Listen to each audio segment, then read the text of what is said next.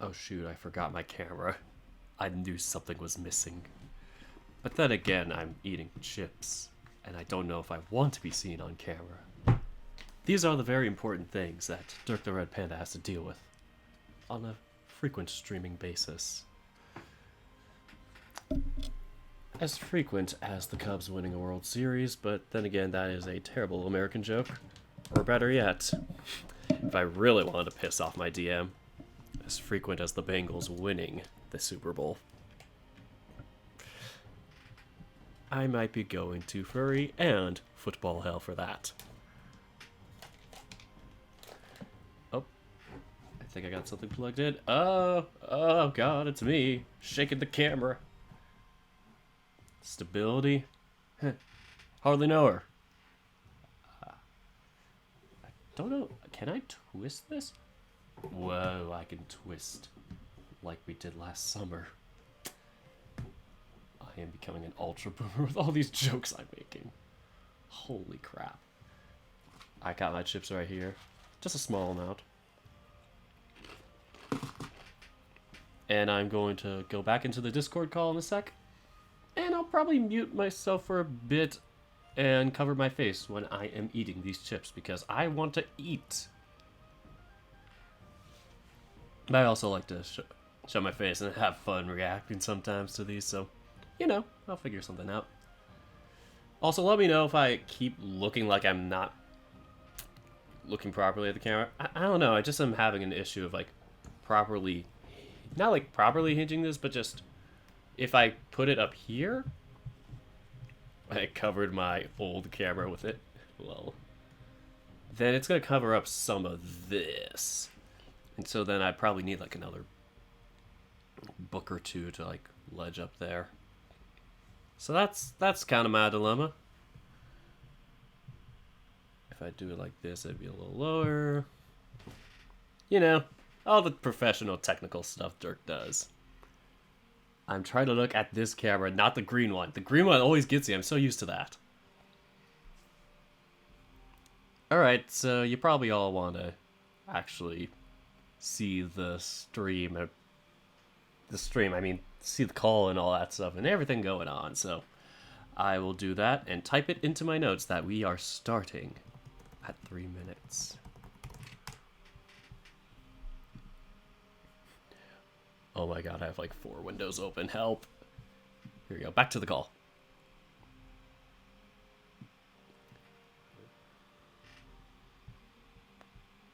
Hey Dana. Hello. Hey. Great to see you again. It is good to be here. Mm-hmm. Yeah. It's always great to see the otter. Yes. Stuff is running just a little bit late. Alright.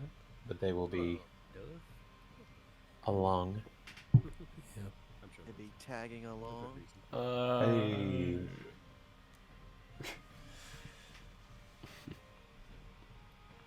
All right. Long or lagging behind? Yes. I will be RB. Okay. Does he have the meats? You? I might have the meats. I might not. We're all guys here. We all have meat. But do we have plural meats? I'd go see a doctor about that. Hey, Tazel. Hey, Daisy. Hello, how are you all? Good. Recovering from being sick. Oh, I'm glad you are feeling better. What were you the sick of? Yeah, cold. Oh, okay. Sick. Wanna know how you beat a cold? Get warm. That's why I have a blanket wrapped around me right now. Mm-hmm. I was gonna say a spike club, but yeah, a blanket works. That's Oli's method. That's only on Saturday nights. For the boys. All right, I'm gonna go ahead and deafen for just a moment so I can get up on my chat on my Twitch, and then I'll join you back in just a second. Oh my god, we're all Twitch famous. Oh, I need to figure out how to set my stream here. I mean, I'm not. I don't even use Twitch. I used What do you use? Nothing. Your imagination. Sure. We'll go with that.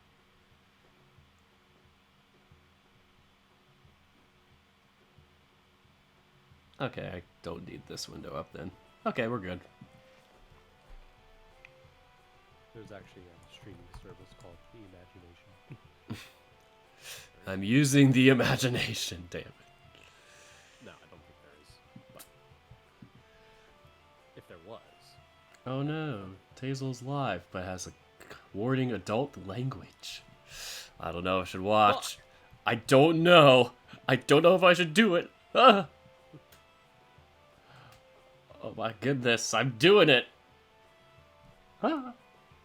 that boss. This is very adult content. It's the same window as mine. Yeah. Oh. And back. Be on your best behavior. Heck, you're on fucking thin ice. You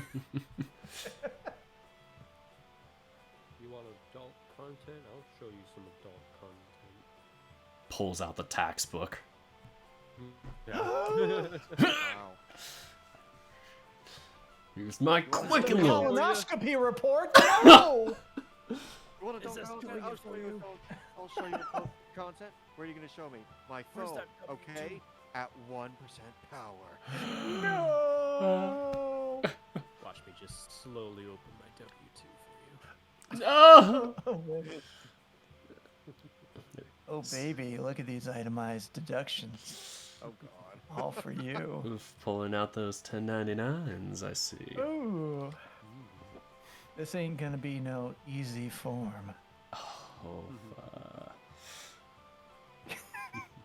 I am The day Jackson Hewitt becomes like an adult theme. I cannot think of anything to top that. Is there? Nor should there really be anything to top it. Yeah. Or, I mean, I could bottom it, but Fair. I'd much rather Don't come worry, from this I'll side, but turbo okay. your tax. I'll jingle my bells, baby. Aha. Why the heck? I have joineth the call. Oh, I'll be your dependent baby. oh no! We're And I'll be playing the adult content. and I'll be your beneficiary. Oh god. Why Why the hell think do I drink right before we play games? Because it's just gonna be all over my fucking keyboard. Oh no! Hold on. Oh, this is why I have napkins here. Yay! Oh man, I'm trying to figure out why my name hasn't changed in this server. Edit user profile. My streamer mode's enabled. Yes, I know. I want to change my name though.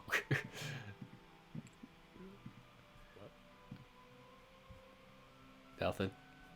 I am having the tax issues, but it's not really tax trouble. Because apparently the IRS only cares if you owe them money. Yeah, that's how it is. Yeah. Screw them. I mean, it's just like basically any bookie's collecting thug, you know? It's like, so we heard you made over $50,000 last year. Be a shame if something happened to your financial arrears. Because you're It's Keep just your hands off of my arrears. it's a bit odd for me in this situation, just because of the fact that it is like several grand worth, and I don't make that much money. Like honestly, I just have them take out more per pay period, so I don't have to deal with like owing money at the end of the tax season.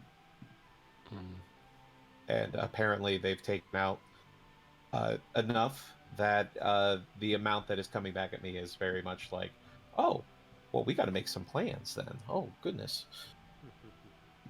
think the ideal is to try, because the more money that you give as part of those deductions is basically like interest-free money for, you know, the government. You might as well be keeping it and making interest for it yourself.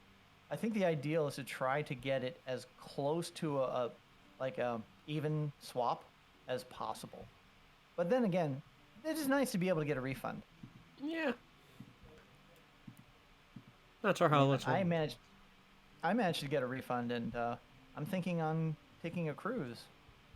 Ooh. An Alaskan roommates are cruise doing that. specifically. Specifically. Fuck. Ah, you people. What do you mean, you people? Where did this come from? Are y'all not people? I want a scooter. I'm definitely not. I'm a Voop. I don't know Wow. if that's a people. And I really didn't think this far. Mm. Oh boy. I'm sorry. Or only Ah. I had a zinger, and it turned into a ho-ho. Oh god.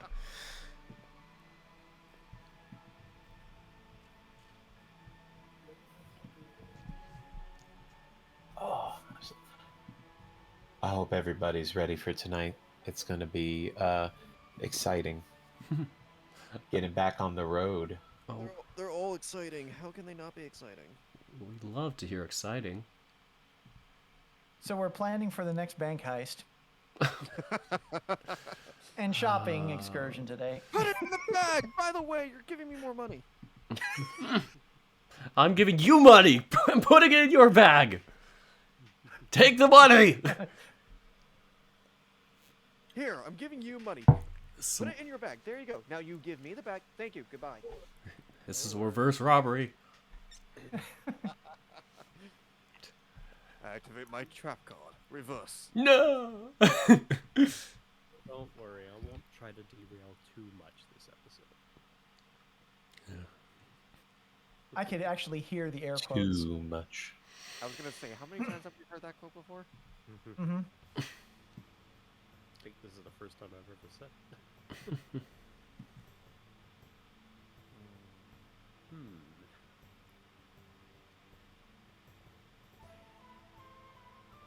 Next time you have a plan, make sure you tell me about it.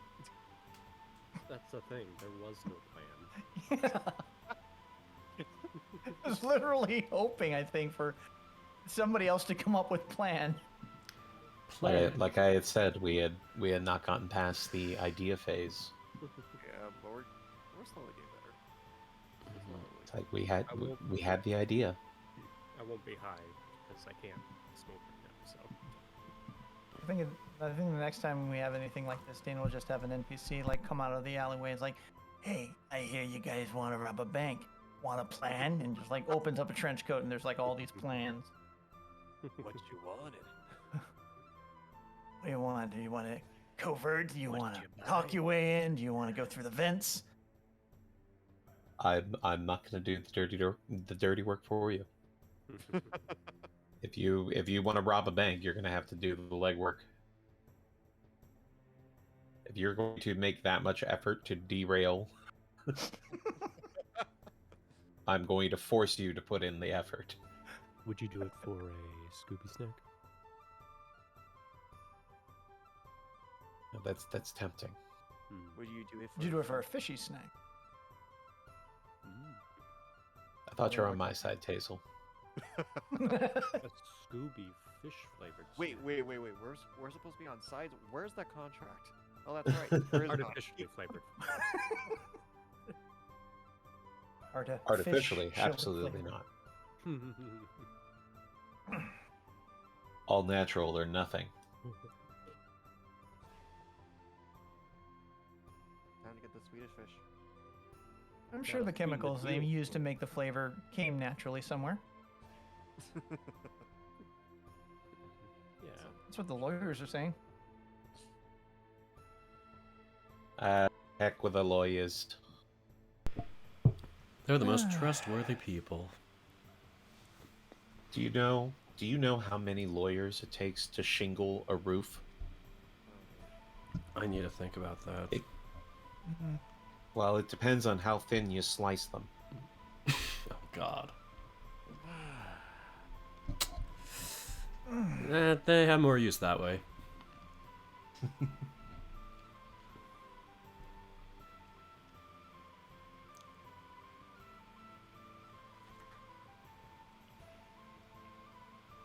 Duff just got home. They are prepping and getting everything together.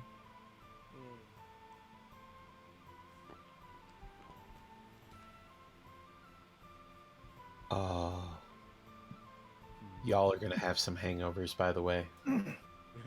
So, They are. well, so That's true. the question Arthur is there, didn't, is there a drink. chance that we might avoid a hangover with like a die roll, or is it just guaranteed? I'm gonna say that there's gonna be a Constitution save likely involved. Some people may have advantage Oh, yeah. Yeah. based on how they behaved or certain racial abilities. Mm-hmm. Okay, that's fair enough. And that one is alcohol poisoning, right? That You one is guys can pretty make much a DC your 35, right?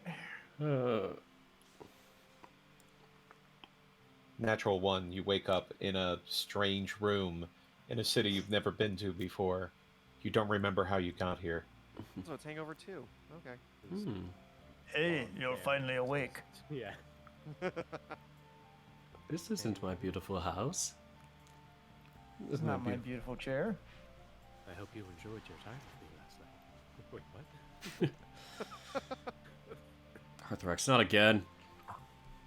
Hey, It could hey. always be worse. It could always be worse. You could wake up in a jail cell. Is that worse? I am staying quiet as I came close to that before, so... You know, if you think about it, you don't have to pay for the jail cell technically. 3-night stay. Yeah.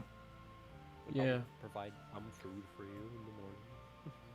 Might have to pay bail, but I'm pretty sure bail is expensive. bail is just a business expense. Cost of operation, really. Of course it is. Everybody say hi to Butterscotch. Butterscotch, say hi to everybody, or just like look confusedly at the microphone. Either way. Hello, Butterscotch. I ate butterscotch. a box of butterscotch squares. Emma is currently on the back of my chair in her designated spot as overseer. Yes. I have one kitty laying in the living room, pointed outside my doorway, that I can watch them laying and looking sleepy. I don't know where all Action the others cat. are. Used cats. The terrible thing is that Face Rig is trying to focus on my cat's ass from my face. And it's just making it twitch left and right. It's just like, which one is your real face? Fuck you, Face Rig. Even cameras cannot avoid zeroing in on the black hole that is the cat's But- butthole.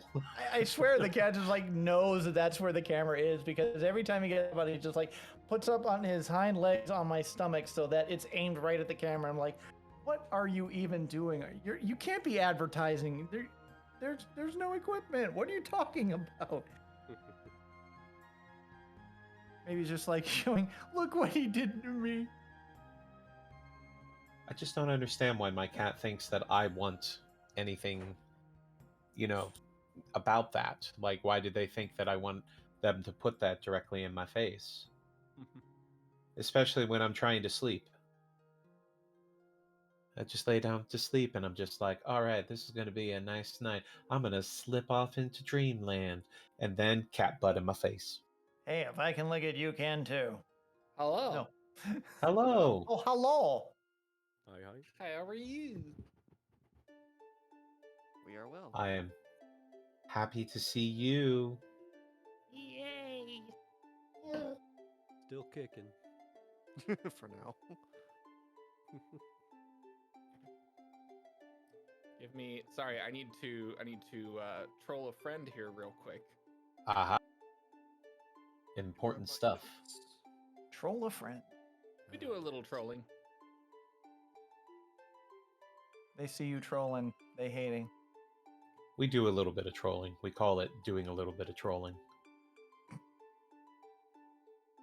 Very good descriptive words. The words work.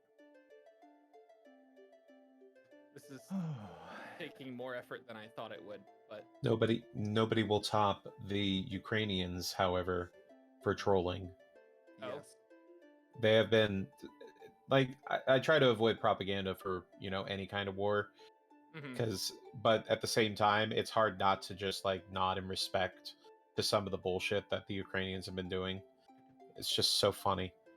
Like they have digital signs in Kiev, Mhm. and apparently the I guess the equivalent of the DOT, the Department of Transport, Mhm. change those digital signs to just say "Go fuck yourselves" in Russian.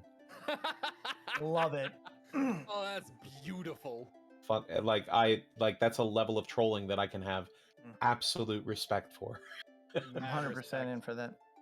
But the best one, hands down, was the old lady who just like she was like the 60-year-old woman who walked up to a soldier who like couldn't have been more than like maybe 23, like he was a Mhm. young kid, and she just starts like railing into him, just yelling at him, and just like basically calling him an invader and that you're going to die here.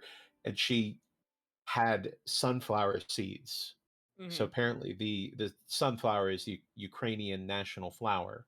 Mhm. So she yelled at this person, at least take these seeds and put them in your pocket so that when you die on this land, sunflowers will grow on where you fell. Ooh. And I'm like, Oh you my know, god. if some babushka just came up to me on the street and just started yelling at me in Ukrainian, I would be scared to death. Mhm. I can't imagine that Just soldier's like doing much better. I was gonna say, like? I don't know how much overlap there is between Ukrainian and Russian language.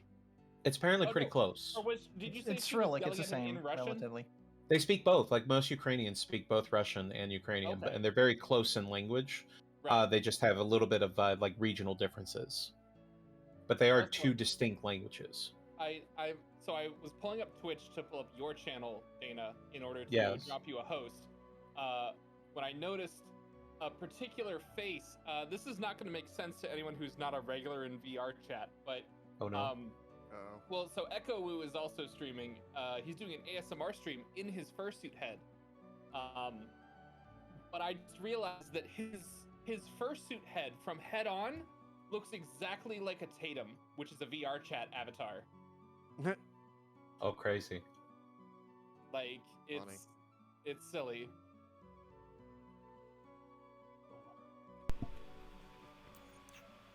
Let's see. Dana, Tiger 85. There he is. There he is. Because I gotta push Dana, the Dana, button. Dana, Dana, Dana, I gotta push Dana, the host Dana, button. Dana. Oh, look, it's Dana. It me.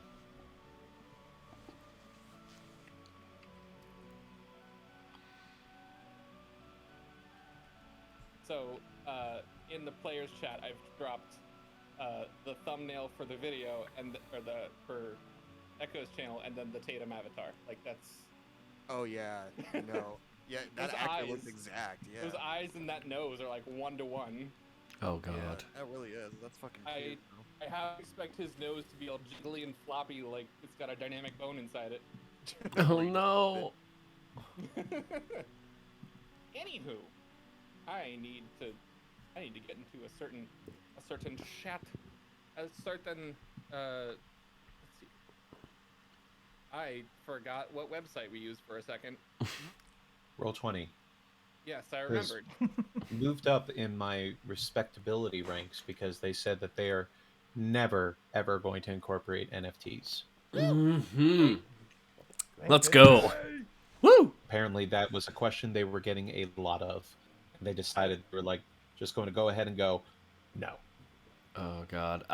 I gotta show a photo of, like, my recent profile pic change. I tried to change my profile pic, and you gotta see what my banner looks like to understand. I'm not sure if I still have it here. I gotta pull up your Twitter. no NFTs. Nice. Yep.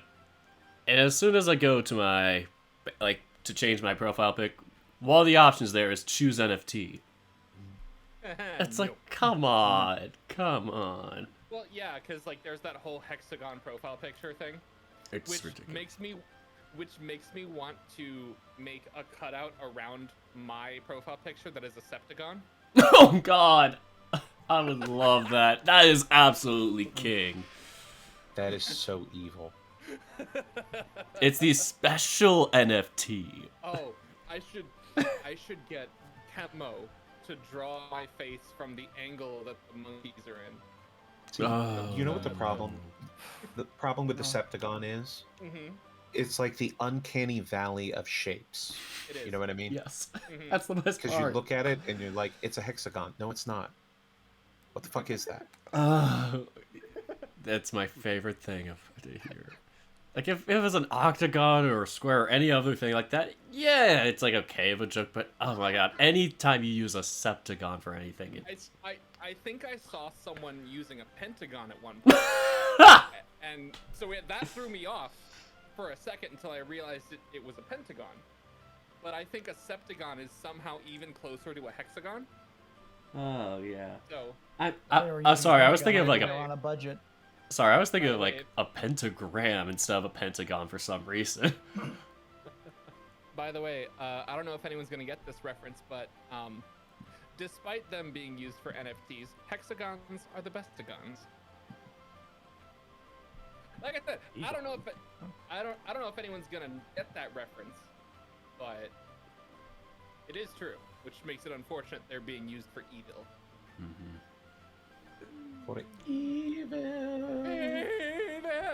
Evil. All right. Anyway.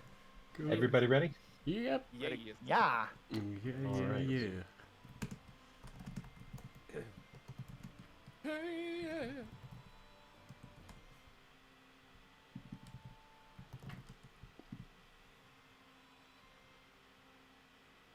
All right.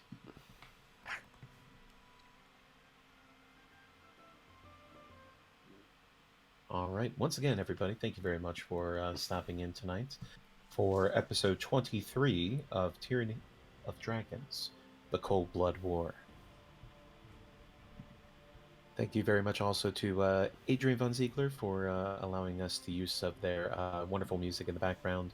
You can sponsor them on Patreon. You can also check them out on YouTube and not Spotify because screw Spotify.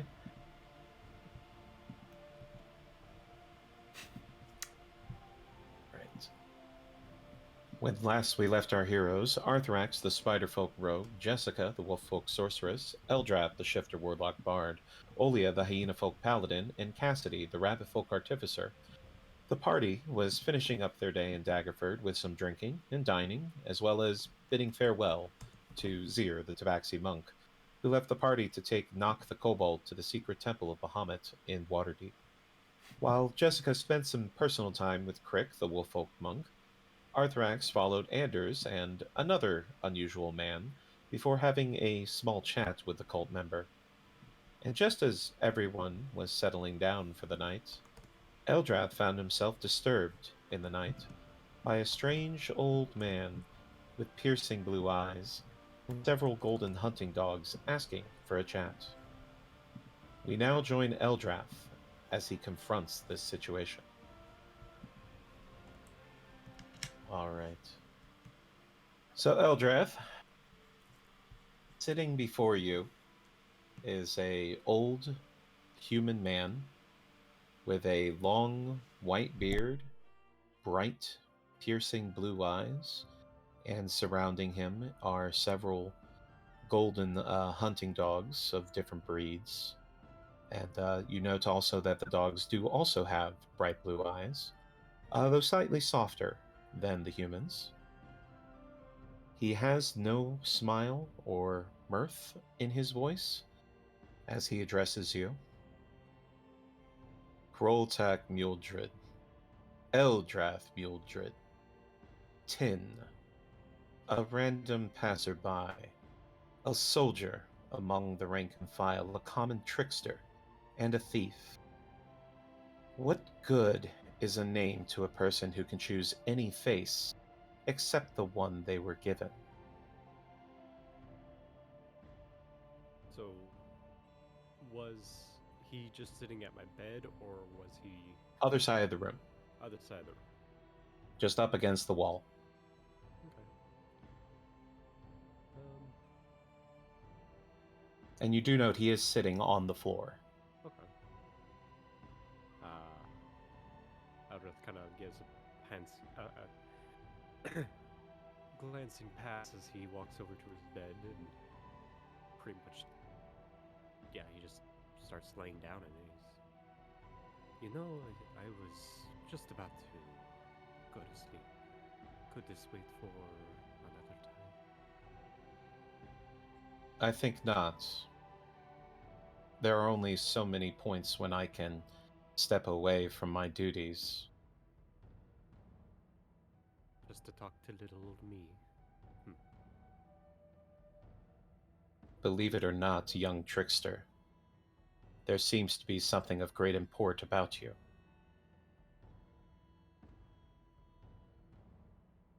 There I must wish be. to know. I wish to know what my sister wants of you.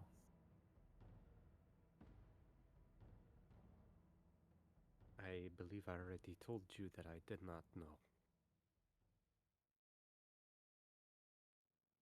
Perhaps not. And from what I have seen, you don't seem to be helping this faction of this dragon worshippers. Thought we were rid of these. Wouldn't you No, want you people to worship the dragons since you are one?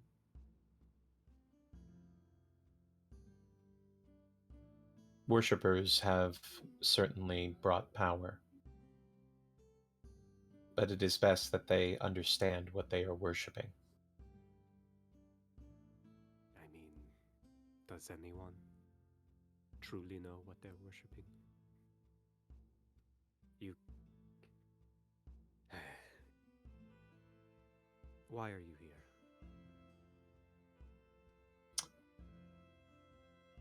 Why have you interfered with this faction's business? Is it out of self-interest or something else?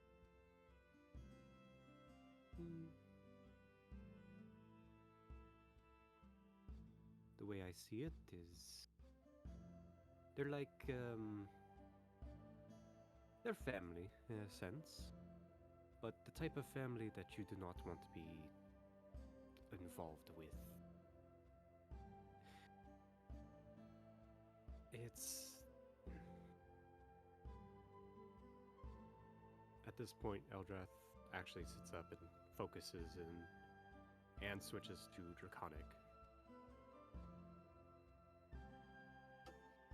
They aren't what I grew up to believe in. They seem to want to gain power for themselves and not for the Queen.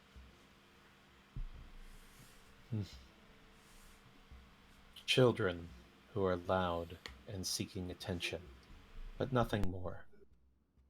They do not understand what they play with, nor do they understand the depths of my sister's cruelty and deceits. You see, you say this, and I still don't believe you. In fact, I didn't know you existed until a few weeks ago. And still you come to me and... Why should I believe anything that you are saying?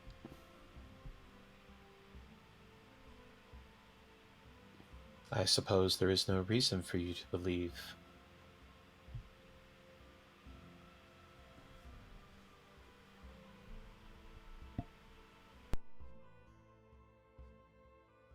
Young half-breed,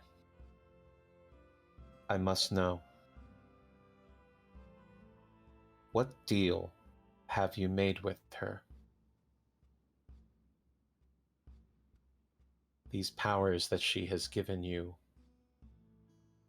are not something you should mess with, lest you will find nothing but pain and sorrow to follow.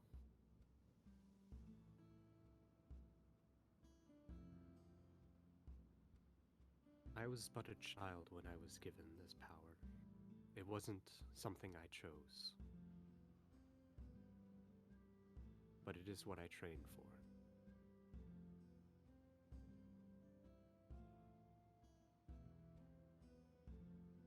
Look through my memories if you must, if you can, I don't know. Such an intrusion I do not care to do. Oh, that's good. I was gonna get a little worried if you actually did. I have little concern for the misdeeds that you have done. Such will be punished accordingly in the full passage of time. I'm sure. I have no love for these idiots who would worship as my sister burns them alive. I seek only justice. And these fools will feel justice for all they've done, and all that they have killed in the pursuit of their impossible goal.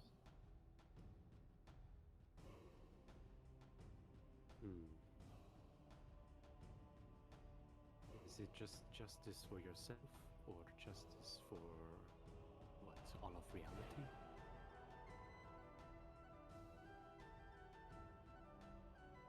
What gives you There- the right to display this justice?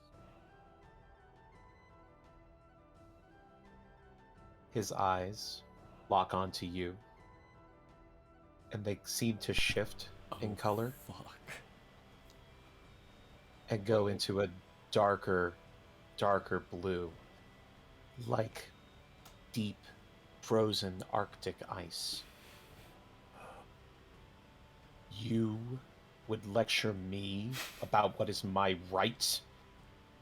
And suddenly in front of you, jumping forward, is a easily 90-foot tall, gigantic dragon.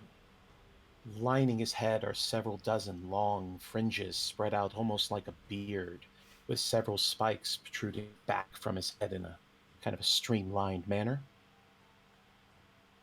Even when he's stooping, he is still massive. I am Justice Maker, the Lord of the North Winds, the King of Good Dragons, the Platinum Dragon, Bahamut. Mine is the breath that shaped the mountains and the rivers. Mine is the frost that froze the north. Mine is the power that seals the Queen of Dragons.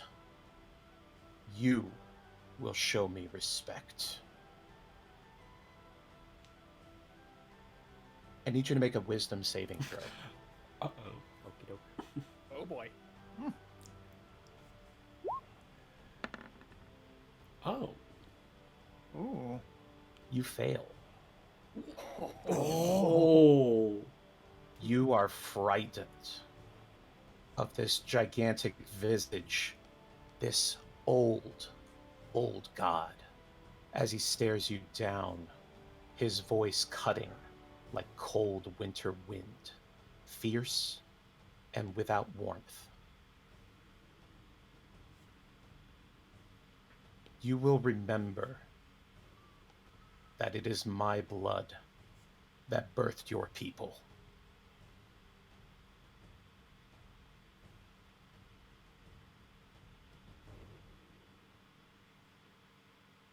And with that, Eldrath, you wake up.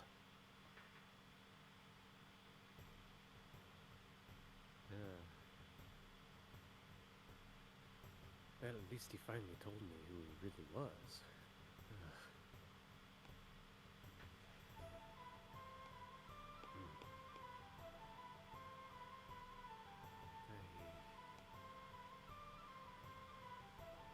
I really wish Azir was here. Eldrath will go back to sleep.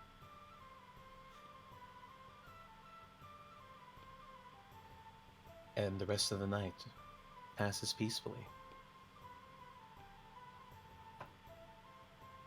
The next morning, sound of the hustle and bustle of the city is outside. People are moving. Supplies, crates, barrels, calling out to others. The sound of animals screaming and braying into the morning sky just fills your ears as you all wake up. Those of you who had a few too many the night before, Oh boy. this would be Jessica, Cassidy, Yep. Olia, I blame the Ah, rabbit. of course. She kept filling my cup. You kept having your cup there. So Olia, as a hyena folk, is Yeah. able to make this roll at advantage Of course. No. Yep. because he has advantage against being poisoned.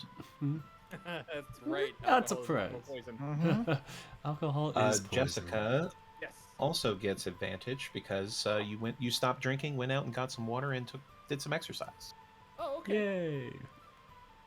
Cassidy, however, Oh no. regular roll. This is going to Alright. be a Constitution saving throw. Got it. All right, let's see what happens. Deep breath. Okay. Damn. The Oh! rabbit can Oh. drink. What a rough night. Holy shoot. Oh, You Olia, shovel the shit in the morning, you don't ride the horse at night. Ooh. I don't know what's happening. Yeah, it's all Olia, you wake up, your head is pounding.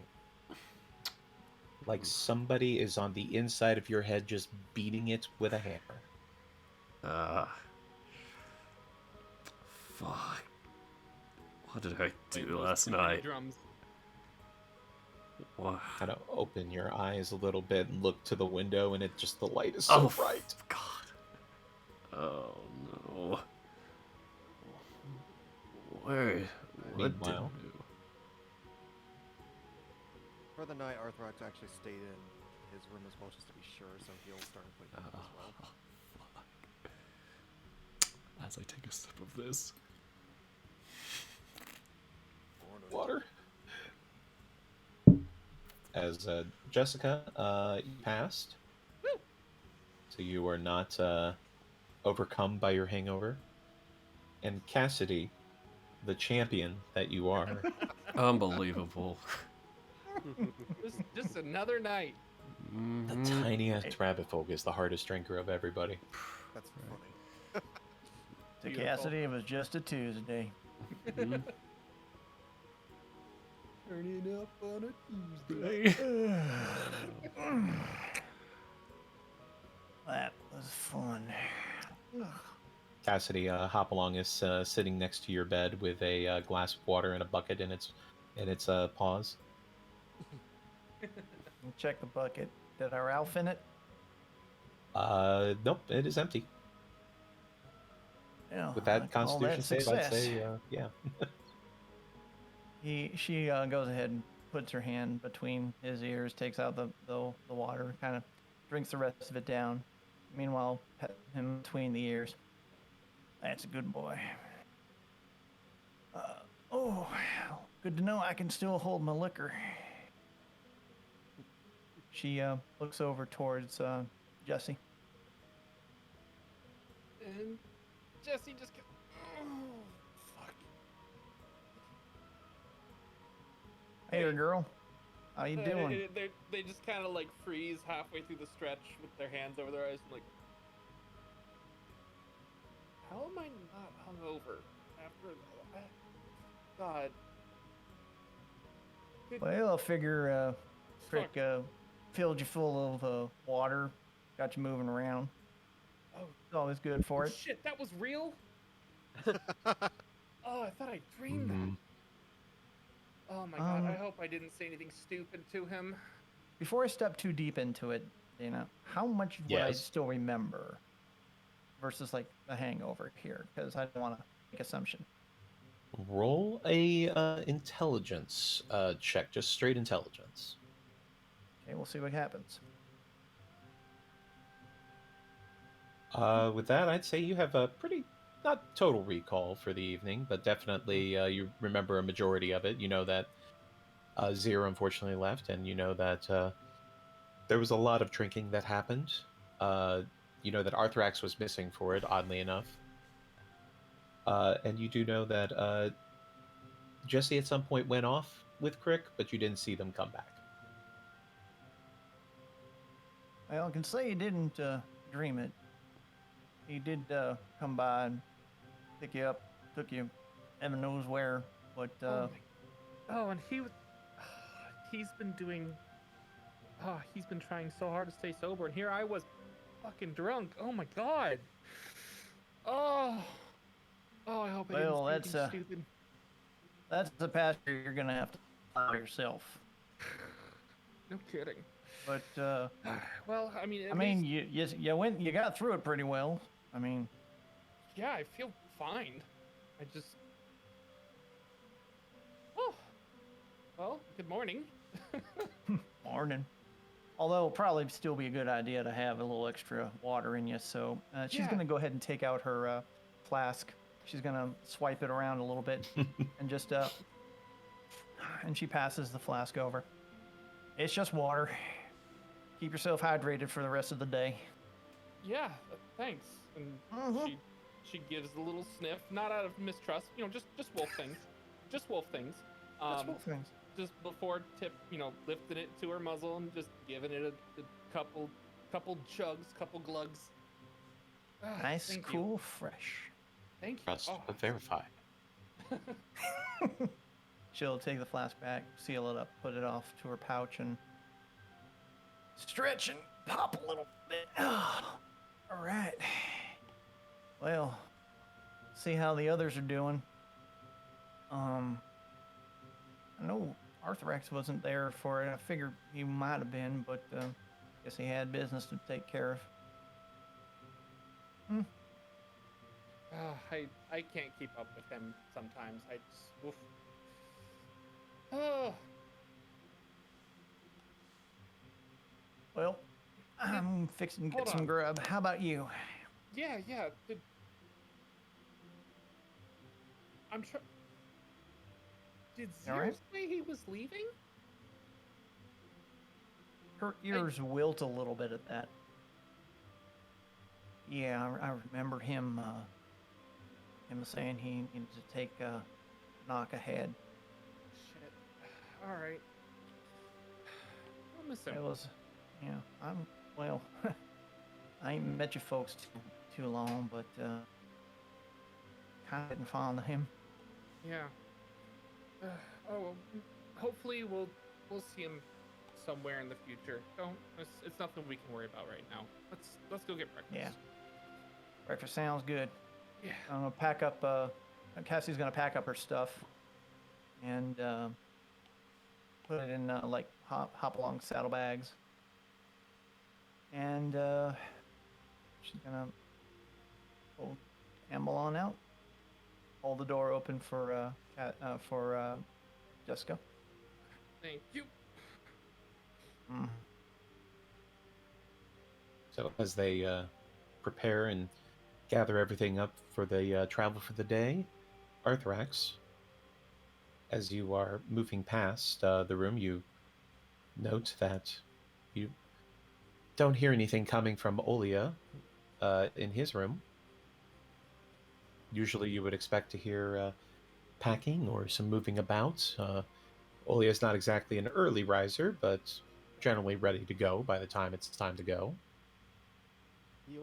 He'll move up to the door and give it a couple of knocks. Olia? God. Who is it? Who do you think it is? Give me a second. Well, this is gonna take 5 minutes. Arthrax? Wow, you actually got it. Give me a minute. We're fine. And he just sluggishly is getting out of bed. Just nearly falls over out of bed as he tries to just trample onto the door. Like, You could feel the weight if you're on the first floor. If you're like on a second or higher floor of the building, you could hear the footsteps thudding as he tries to get to the door. Just a loud thump. Thump, thump, thump. And then he opens the door. Do I need a dexterity throw for trying to open the door? At this No, point, you're drunk? fine. You're fine. At this point, a drunk. Just break through it. Yeah. The question Crash is, into the are you hallway. clothed? You just kind of reach out to try to grab the door handle, and you miss it the first time, and then second time you kind of rear up and really go for it and get it. Hey. What are you doing up? Hey. Well, we're getting ready to start packing and head out again. Remember? Wait, what? Do we know what? How late is it? How long have I? It's still early enough. We have enough time to get some food in us before we start heading out. I need some. Alright. Also look like we need a flippin' large bucket of water or something. Yep. Please, just anything to make it stop. Arthur X, go ahead and roll perception for me. Okay.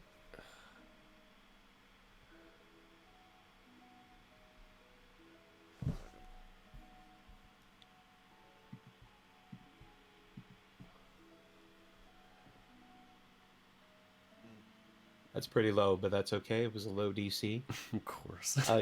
As you're looking at Olia, you can see that prosthetics on his ear that makes it look like a floppy ear instead of his normal perked up hyena ear is kind of hanging off to the side on the clip. It's not fully connected. He quickly. It almost looks like it's been like kind of cut off a little bit, but it's just slipped off. He quickly puts his hand over it to try and put it back to normal. Oh, thanks. Oh, was it coming off? Yeah, it looks like it was slipping off. Be careful wearing these things. It's so tough to Do sleep you in. have proficiency in disguise kit, Arthur X? Let me double check. I have a lot of things juggling in real life right now. I do not. Okay, then give Oh wait, me total a. proficiency, yes. Okay, cool. Then go ahead and roll a d20 and add your dexterity and your proficiency. Oh my god! Holy shit! What a master! Master of disguise. As you go to fix and adjust the disguise, he looks more like a golden retriever than you started this mission. Well done. Is it better now? Yeah, a lot better. Great. I don't know. I think I need to eat before I can pack up. Oh, I need yeah, something in me. Ugh. You go down and get some food. I'm gonna look for Jesse. I need to talk to him real quick. Got it. And he just keeps on slinking down to like the common area for breakfast. He just watches them to make sure they don't trip. Yeah. Almost.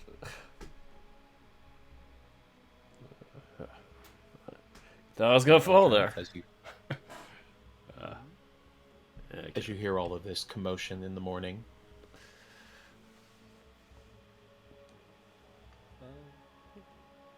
Stretches as he starts getting out of bed. Trying to put on a little bit of a face, but he is a little. He's still very. He's thinking about the last night. A lot went down. But he puts on his caravan attire, his face, and heads downstairs, grabs a plate of breakfast and sits down at a table with everyone else. Well, as you are putting your face on and gathering all of your things, as you chance a peek outside, go ahead and give me a perception check.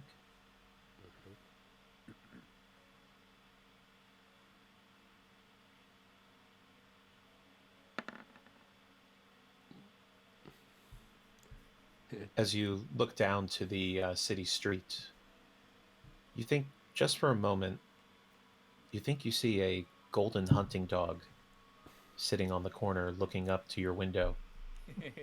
Oh no. But then somebody walks in front of your field of view and suddenly it's gone. Ooh. Oh. Right, now he's spying on me.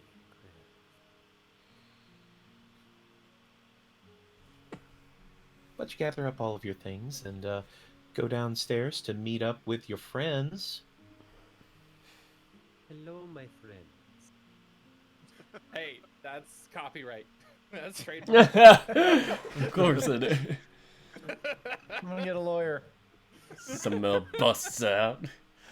My friends, did I hear copyright infringement? Oh God. Oh, no. I didn't say it as grandiose as Oh. Samael is 50 meters from your location and approaching rapidly. Happily.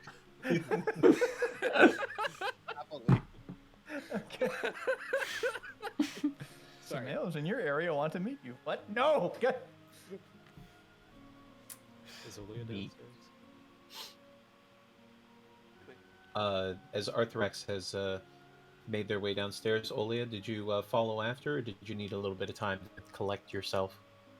I think I just went straight to wherever the buffet or wherever the food was being served. I was just, oh god, I need food stat. Talk to as few people as possible. Just charge over there. I'm gonna roll for barrel real quick. Do a barrel Oh roll. no! Or a barrel roll. Wow, you guys! Talk about the low-hanging fruit. Oh no! Uh-oh. I am playing a bunny. Barrel Uh-oh. rolled a natural 1 on her insight. Oh. As she puts in front of you a plate of the nastiest, ugliest, greasiest breakfast you've ever seen. It's a soggy toast with beans on it, and you think that it's cut ham, but you're not sure. It's just everything looks a little bit mixed right now with your hazy, view that you have from through the hangover. I can Doesn't just he? hear the All stomach right. going, Viva la revolution. Eldrath comes up behind Olia, gives him one big smack on his back. and he's like, Olia, you look terrible. Oh. Are you going to do all that? I'm sorry. Just, I need to go. And he just like tries to find the nearest table just to sit down. Just could care less at this point. He just needs something in him. Stat. Can Cassidy see Olia doing this, assuming Jesse and she were already down there eating?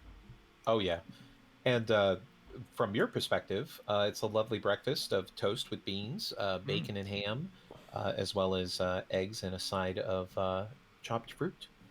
It's a very lovely breakfast. I holding up, Olia. Well. Over here. Oh. Follow the voice. Follow the voice. Oh. Yes. What do you say? Can I see that he's hungover? Haven't Go been hungover ahead. myself. Go ahead and roll medicine. You can feel it. No, no! Not today. He's just fine. He doesn't look good. You can tell that he does not look good. Oh, no. Mm. Oh, Jessica can tell though.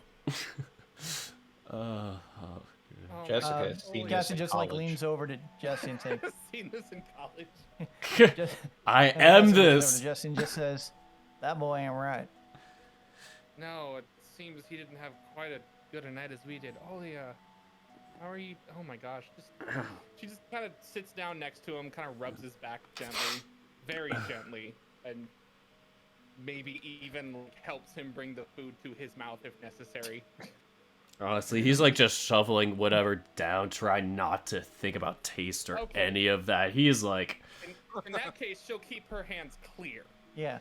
And she'll just kind of gently rub his back. Here you go, bud. Get something in you. At Just this like point, rubbing the back of the captain of the SS Anne, you just hear the Pokey Center healing sound. Dun, dun, dun, dun, dun. Cassidy, on seeing all of this, she shrugs a bit and she takes out her gun, and she takes off Put one him of the down! discs. Everybody dies. Everybody dives under the tables. Ain't nothing for it. Gotta put him down. Let's go to the shed. Oh no! No! Sorry, Julio, I was getting fond of you. But... This is not Old Yeller. Oh god! Just because he's a dog! Well, he's not an Don't Irish do it. setter, so of course it's not all yetter. Sorry, old fella, we're gonna have to put you down. So Cassie takes off one of the little metal discs that she used to make the hobgoblin's metal armor really hot, and she takes out her tinker's tools and starts re-scribing some pathways, retightening some screws, and instead of red, it now glows green. And she takes her flask and she pops it on it like magnetically, and she swipes again, and the whole thing kind of glows green. She'll come over to Olia, and she'll just like stuff this in his face and says, "Here, let Doc Cassidy fix you up. Drink this." Do you put a baby nipple on it too while you're at it? Oh my god. Just No. why? Sorry. But yeah, it's like it doesn't take him long to like he turns slowly, but once he does, he's just like it's something. It's sustenance. Starts. It's water with a little bit of Doc Cassidy magic. Thank you. And he starts to drink. And he just gets a lesser restoration. All right. So, Olia, you are no longer poisoned. Yay! Oh. As you're drinking this water from this flask, the same flask that had several liters of whiskey coming out of it the other night, but now is cool, refreshing, little hint of cucumber. Actually, very nice. My own That's what it was. It just hits the stomach and just smooths everything over. You start feeling a little bit better. You look over at the food that's on the plates of your companions and think, damn, that looks good. Wow. Maybe I'll have to get some. How you feeling now? Oh, better? Was that... She... Was that... That's water. Is this... Well, like I said, with a little bit of let's put it this way. There were days I woke up that I feel like wagons had run over me for about 30 miles. He's like... After drinking night. As she's saying that, he's looking into like the whole, like the inside of the bottle to see what's inside. But... she'll... basically, the magic is just like a one-time shot, but she'll like grab an empty glass and just like pour some fresh water in a cup, big stein here for you, and just like put it off to the side. Thank you. She'd probably still stay hydrated, but I think that'll take care of the edge for you here. Yeah, good call. Just no problem. She'll like tug her hat and take the flask back, lower it up, and then come back over and start finishing up her meal. And as she's leaving, he just says to himself, "Worst night ever."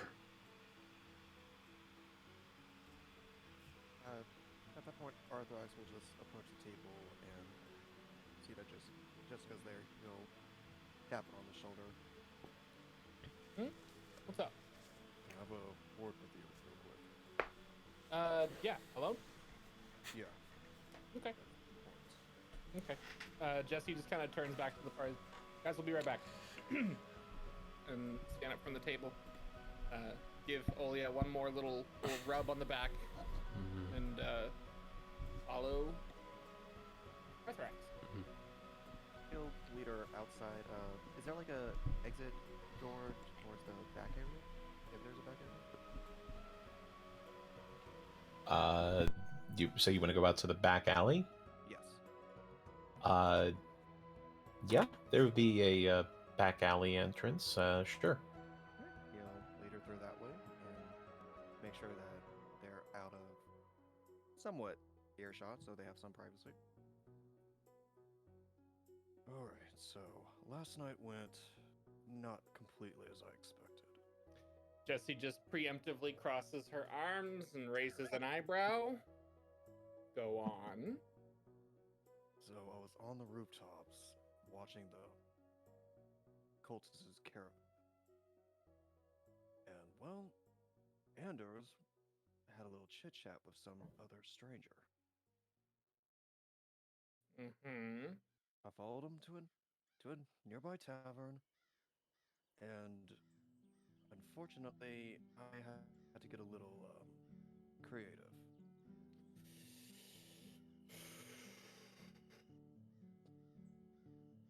Go on. I couldn't really hear what they were saying, but it has to be something important with how much arm weaving they were doing. I don't know much about elves or humans, and their arm weaving is connected to whatever they say, but it must be something big or maybe important. Okay. He caught me. Of course. Okay. Surprisingly, I mean, you aren't dead, so they didn't kill you. no, but he did wanted a question on why I was so interested on them and their product that they were delivering. And how much did you tell him? Nothing.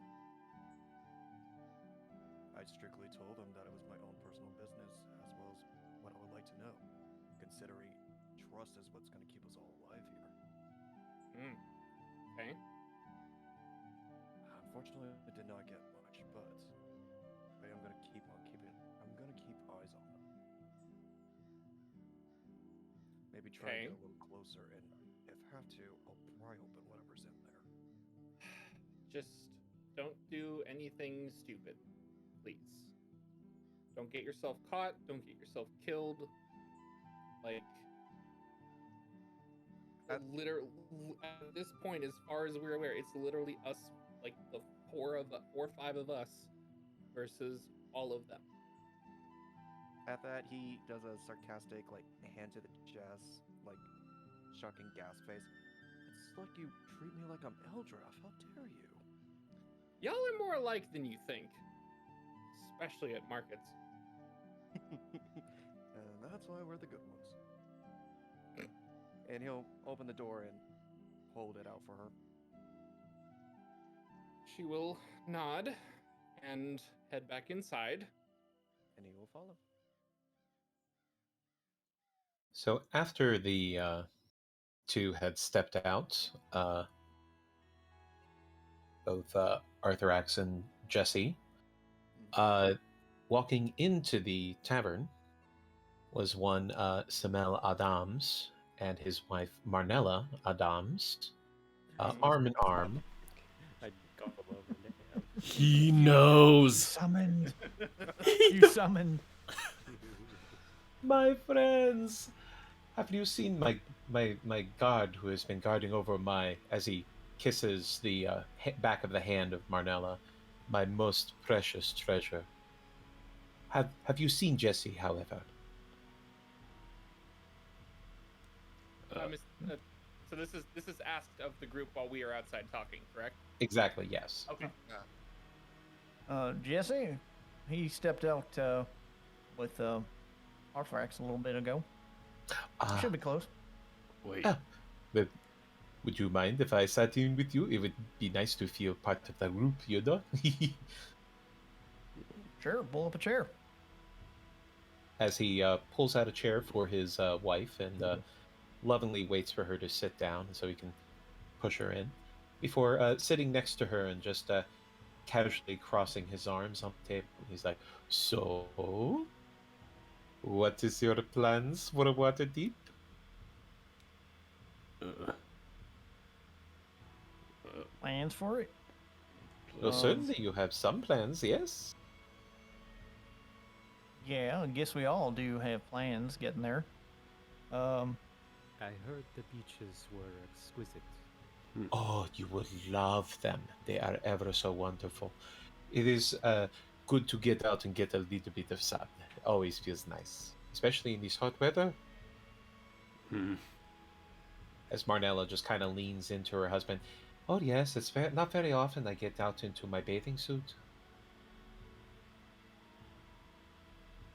Well, it just Is turns. that what? Oh, Go ahead. let's just go quickly say, like, Oli is really not wanting to socialize at this moment. He just turns to look at the window when they mention the sun and just like, squints, just cringes at the sun.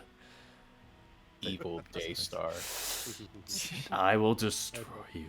But yeah. Eldrath That's it. will get 2 mugs, fill them up with both water, and set one down in front of Olia and sit down next to him. Man, you people are so nice to me. Thanks. Well, I did ditch you that one. It was yesterday, was it not? It doesn't matter. Wait, you what? Oh, did you have fun walking around Daggerford? We're going to be staying for a few months, actually. Oh. Oh, yes. You all staying at Daggerford? Oh, yes. Good time to arrange a few deals, perhaps. Make a few new arrangements as such. And also, Manela has been meaning to meet up speak with all of our friends who live up in the area. We want to make sure to, keep up appearances, yes? He's very important for a businessman. Yeah. At this point, I would say that Jesse and Arthur Axe are walking back in from the back as you two spot Samel and his wife Marnella sitting at the table with your companions. He was There whistling is- himself. Oh, great. There is a slight pause, but keeping up appearances, Jesse continues the table. My friend Jesse. Come here. Hello, Smell. Come, as he jumps up out of his chair and walks over to you with his arms open, this gigantic furbolg man, and motions to, please come in, give me a hug, please. Rude not to oblige, so Jesse comes in for a big manly hug. As it is a bear hug of bear hug. It's a cow hug, really, because it's furbolg. But he does give you a good squeeze and just kind of rocks you back and forth. It has been a pleasure to have you on this trip with us. I know that Marnella has enjoyed your company as well. Is that right, Marnella? And she's like, oh, yes, my husband. As she also gets up and walks over to give you a big hug. Well, it's been great working with you. Yeah, I appreciate you hiring me on for this. Marnella also sneaks in 2 kisses, one on each cheek. Oh, Ooh. slight blush, slight blush of the cheeks. It Not has been not entirely visible under black dyed white fur, but you know. It's shown Jesse, for it's years. been an absolute pleasure to have you along. We are going to be staying in Daggerford for at least a few weeks while my husband sets up a few more deals, and I am going to make myself known in these social circles here. Oh, all right. I hope you both have the best of luck with that. Absolutely. And because you have been such a dear, she kind of squeezes your arm a little bit. Admittedly, I kind of pushed him a little bit.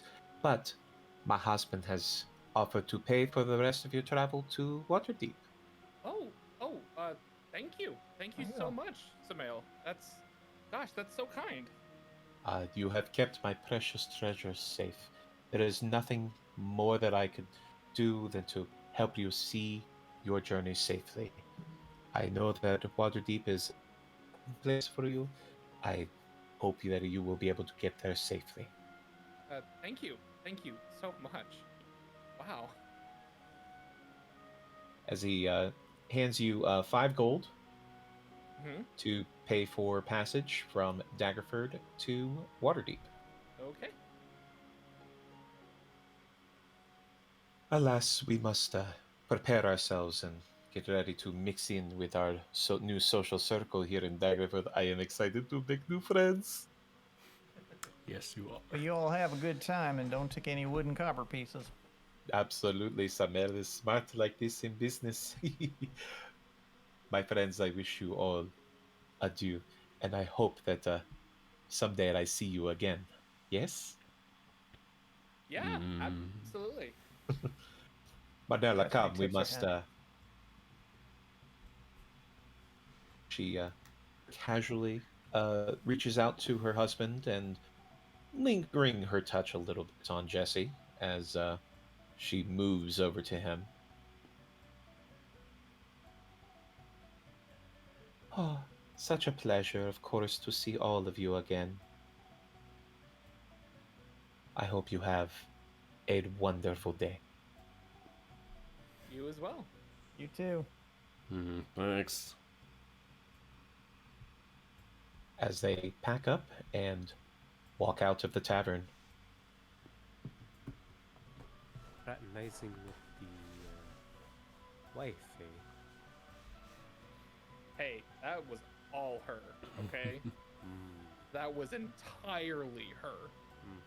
Not like you have any charm or whatsoever. I mean, I have my moments, but I can see there's fingers trailing there, yeah. oh, trust me, I felt them.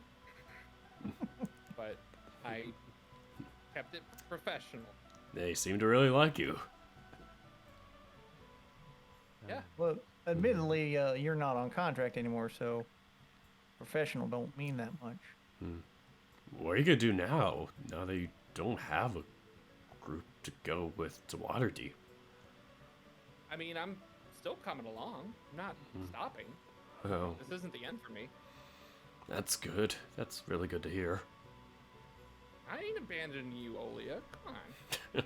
Oh, it's not just for me. Nah, we got this. All right. Alright, I'll head out over to the station and I'll make sure everything's all set then. Remember what I said. Stupid. Don't. Yeah. He waves her off as he's walking through the door. Ah, stupid me. I still need to pack. And since Olia can be a quick eater when he's really in a zone, he's probably had finished his food long ago. And he tries to like go back up as fast as he can to pack up. I think The whole time the Adams and Jesse have been having this heart-to-heart, Oleus just sitting in the background, just out food into the. Honestly, more relatable to I me. can't socialize if my mouth is full. If my brain is empty, and if my stomach's empty, my brain's empty. Eldrath was just watching in slight disgust and fascination. It's kind of like a train wreck. You can look away. But yeah, Eldrath will follow Leah up. I'm sorry. All right. Cassidy's like finishing her stuff up, and she's hearing what sounds like ting ting ting a little bit, and she's like looking over, and apparently there was like a kid or something she had noticed who was like taking these little like rings that he had picked up and trying to loop them over Hobblong's tail. Aww. And, Jokes. and she just like, come on, what are you doing? And she comes on over to the kid, and she's like, you gotta do a little more follow through than that. Here. Oh yeah, well I was just trying to get a little. It's like the flick of the wrist, right? Yeah, let me show you. And she's gonna Okay. like take a moment, just like, got fully extend, and just throw it. And she's gonna take like a few minutes and just like play around with the kid a little bit and just give him something fun to do before the day starts. As everybody finishes up with breakfast and prepares their belongings and closes out their tabs. Arthurax. Mm-hmm. As you are approaching the caravan yards, you can see several people tying down gear and cargo, finding spots to fit another crate or a small barrel perhaps inside the already cramped wagons, carts, and saddlebags of various pack animals. You can spot a couple of your caravan companions about. Aldrich seems to be speaking with one of the new people. However, you can spot several other new faces in the crowd. If you'd like, if anybody you were looking for in particular while you're getting everything situated. Look for Lai would actually be Okay. good idea. Lai, you're able to spot him easily as he is loading up his cart, or his wagon, with a few extra barrels of specialty oils that he has collected in the area. Morning, Arthur. Good morning. Hope you Are we slept all well. set for... yes, plenty. Are we all set for the rest of the trip? I think so. I managed to pick up a few more specialty items that I can sell at a premium back up in Waterdeep. So not a bad find on my part. That's good to hear. But otherwise, I'm just kind of picking up all the slack that we have here, filling up as much as I can, and we'll be ready to head out when we all launch off at high noon. Anything I can assist with? Well, if you can help me get some of these barrels in here, I need to find a couple of extra spots for them. Can do. And he'll start assisting with the barrels. All right, go ahead and give me an investigation check.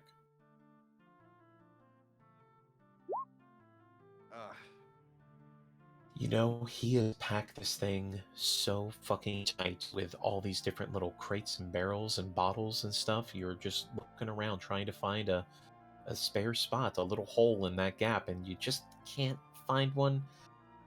Just start shoving the barrels in wherever they can fit. Go ahead and give me a strength check. Tetris before Tetris.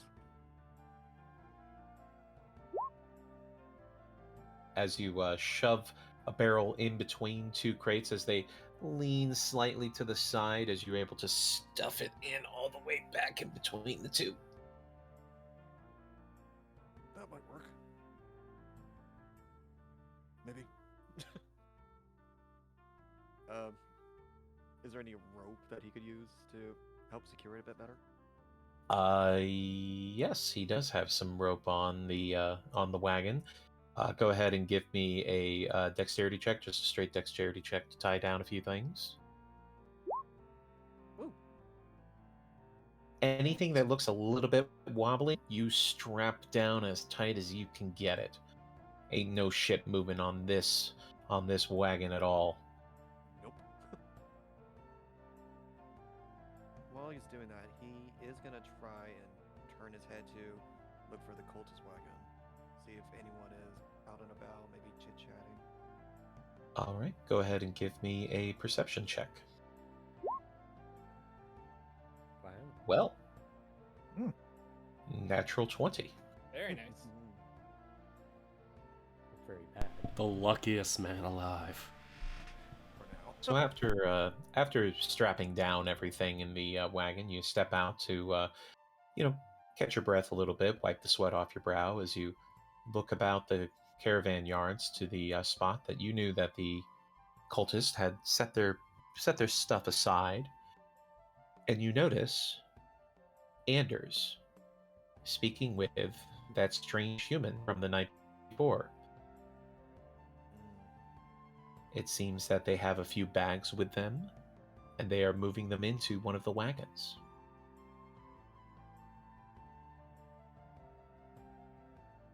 Are there any obstacles between him and Anders and the stranger that he could hide behind to try and listen in? Define obstacles, because people, I guess, could be obstacles. Stacks of crates, barrels. I honestly So- would not trust humans because they can just move away easily. Yeah, there's people who are loading up some items amongst some of the wagons and carts. So there's cargo sitting about waiting to be loaded. Go ahead and give me a stealth check if you're trying to hide behind them. As you were able to dodge in between the crates, unnoticed, that you feel quite stealthy, in fact. Then he'll try and listen in. Oh, and you speak Draconic too, don't you? Yep. All right. As Anders seems to be speaking with the unusual human with the knit cap. Joss, believe me, it's not my understanding that any of this could possibly have gotten any worse than it already has. You say this, but it is entirely possible that things are out of hand for you, Anders. I don't think that's an accurate assessment of the situation. I understand that your interests have aligned with ours, but don't make any mistake about it. I don't like you, and I don't really like the fact that you're here. But I'll do what I'm told. Yes, you will, Anders. I'm gonna go talk with a few of the others, if you'll excuse me. As Anders walks away. Arthrax, Yes. I'm gonna go ahead and carry over that natural 20 that you had for your perception, because that was a damn good roll. Thank you. So you're able to see on this human that there are tattoos peeking out from underneath the cap and around the scarf that he's wearing, even in this hot weather. Go ahead and give me a... This would be a history check.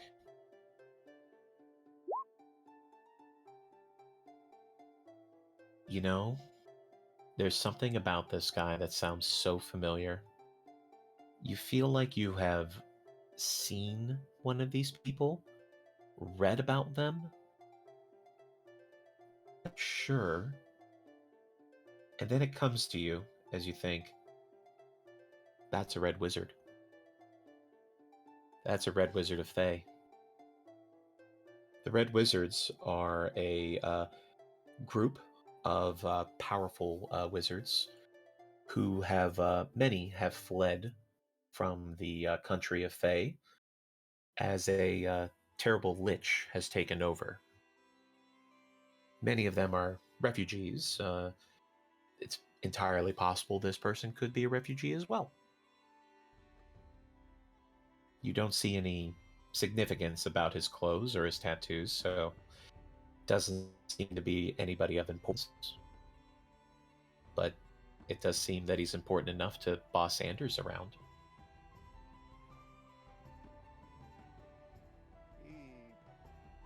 He just speaks to himself. This is gonna get better and better.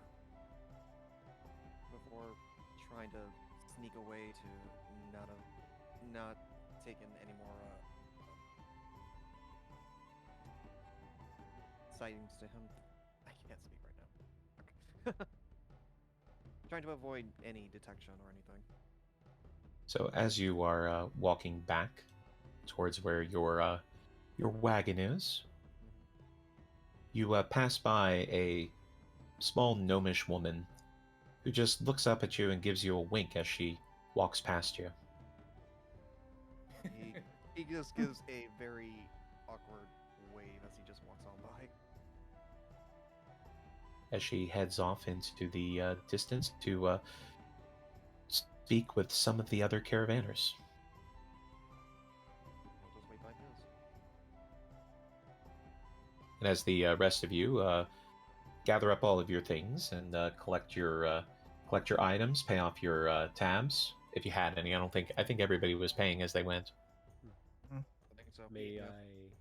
I say or speak to Olia real quick? Sure thing. Yeah. While I'm helping you pack up and everything. Hmm. So, Olia, Yeah.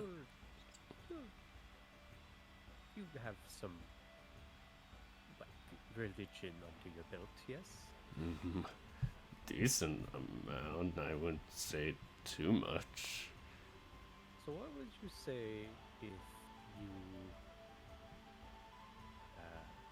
upset the god? Oh,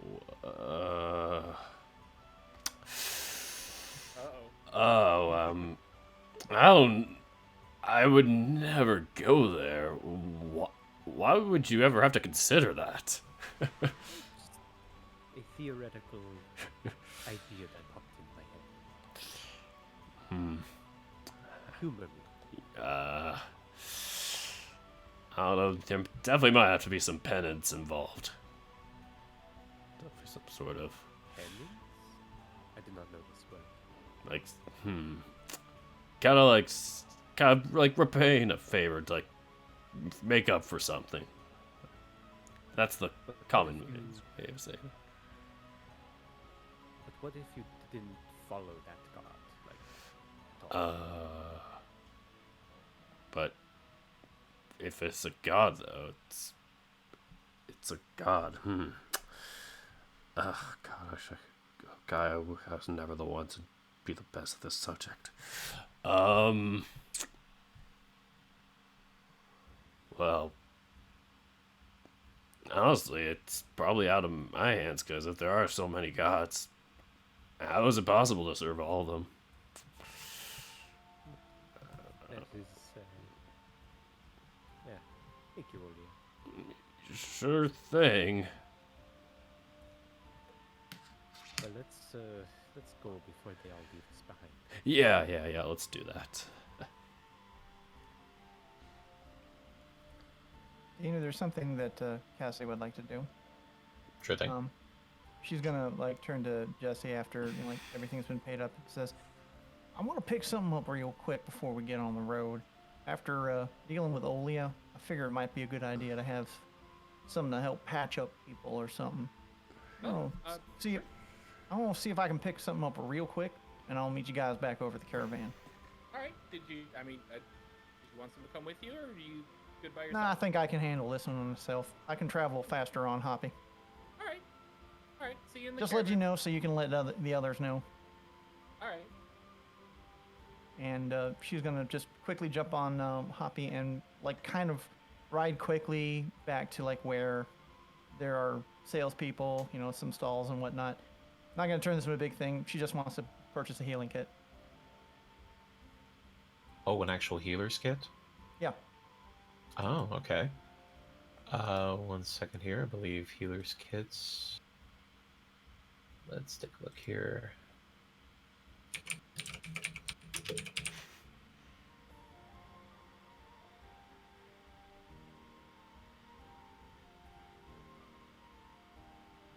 Looks like a healer's kit will go for 25 gold. All right. She will pay that out, and she'll run back, and that is how you do shopping. No haggling, no intimidating. This is express lane, baby. Just Where's quick and easy shopping. Exactly. Where's the fun? Look at the cloud cover coming in and casting all this shade. Wow. Ooh.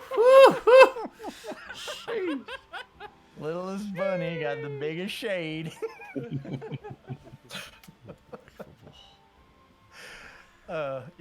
Once she goes ahead and picks that up, she'll go ahead and head on back to the caravan and meet up with everyone. As you all arrive at the caravan yards, meeting up with your respective employers, you do spot a few more new people about. A couple of the more noticeable ones is a red dragonborn wearing what looks like half plate, carrying a giant shield with an emblem of Torm that you can recognize because Aldrich also worships Torm and carries a similar shield.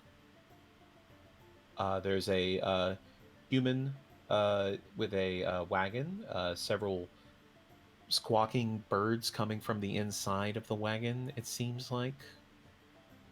There is 2 drows. I don't know what the plural of drow is. Is it drow or drows? I don't remember. I think it's just Drow. It is just drow? Okay. So two drow, two males, are currently working to secure a few items on their cart.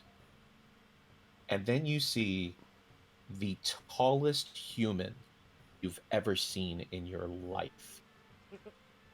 He's taller than Olia. Oh, Whoa.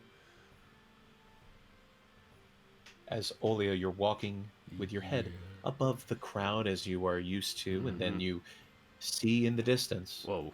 another head, Strange. just slightly taller. That is so odd. Whoa. Is that a person? I think I see something in the distance. What are y'all looking at up there? I don't even know. Boing, boing. With your vertical, Cassidy, you can absolutely see this gigantic human, and it is a human. For a split second, you think that's a Goliath, and then you realize that the skin color is not quite gray enough to be a Goliath. He's definitely pale. Don't get me wrong, he's pale, but that's a human. Oh, heck, so I ain't never seen anything like that. Wow. Seeing tall people strange. I thought I was the That's only one one. tall glass of milk. Oh. You do note he is standing next to Ed Helry, the former employer of Zir. Seems that he's taking advantage of him leaving his post. As he turns around and his eyes meet with Olia above the crowd from nearly 50 feet away. Hello. This is why I sometimes wish I was even taller than I am. I wish I was taller. He doesn't say anything, he just smiles a little bit and waves his hand. Okay. Ollie just quickly looks away like, this is awkward. It just... It's not very often you meet people on your level. Right. Literally your Above. level. I wish that was more like it be in real life.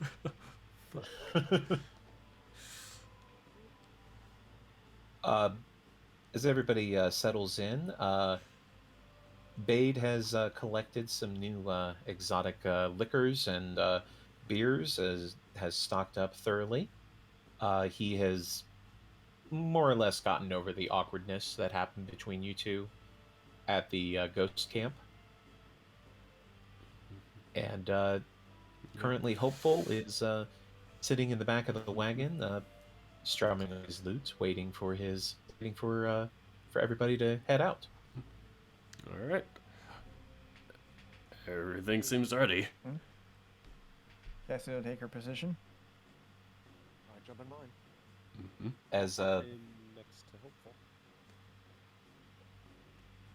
Yep, I'm in the back. as Aldrich walks over to Cassidy with the red dragonborn in the half plate next to him.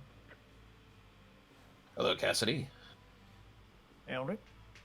I want to introduce you to a friend of mine who's another worshiper of Torm, and he'll be joining us on his way to Waterdeep. He's heading to Neverwinter afterwards, and figured he'd hang out with us and we could catch up on old times.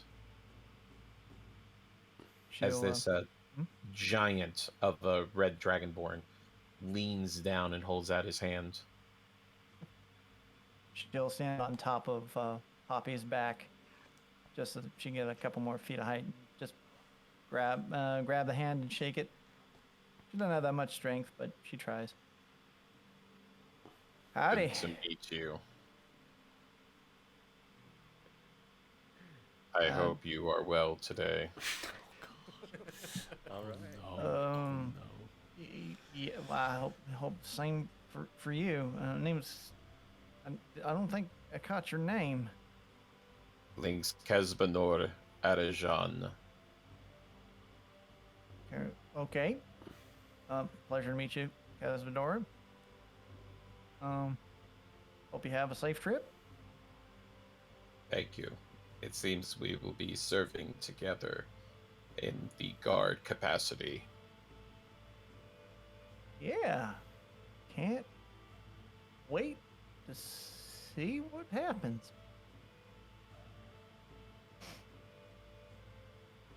Oh, I gotta make rounds real quick. I'll catch you later. Oh, Eldrick. She just like jumps up on Hoppy and just like runs off, just doing circles around the I caravan. like just this rabbit, Aldrich. They have a good get up and go attitude. You know, that's what I like about her. Yep. And in her mind, just like, that's the most awkward person I think I've ever had to talk to. Oh god. All right. Smiles, socializing. Remember what Paul taught you? Smiles better than smacking the face when you're meeting someone. All right. So, as everybody is settled in, a couple of people have left the caravan, specifically the Adams and their employees have left, as well as the Glimmerstones, who are a group of gnomes that were being guarded by Birch. Birch has moved on to work for another person in a wagon by the name of Oyen Evanmore, who is a merchant selling exotic birds. With him, he has a half-elf by the name of Jarvel, who is helping to care for the birds. They are marked as a selection of exotic birds for work, show, pets, and food. He makes no distinction between the four with any bird. So that's one of our new companions here. Then, also joining the group will be the Drow brothers, the Saralim brothers, Nuhar and Selvek. Selvek is not able to introduce themselves to anybody as they are mute. But don't worry, Nuhar makes up for all of that. He talks enough for both of them. Mm-hmm. And you will note that they are selling exquisite hand-carved figurines. Oh.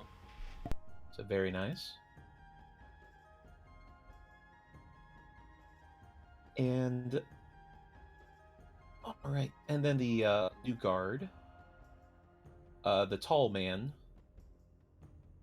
who, well, he's called Sulisdeg the Pole.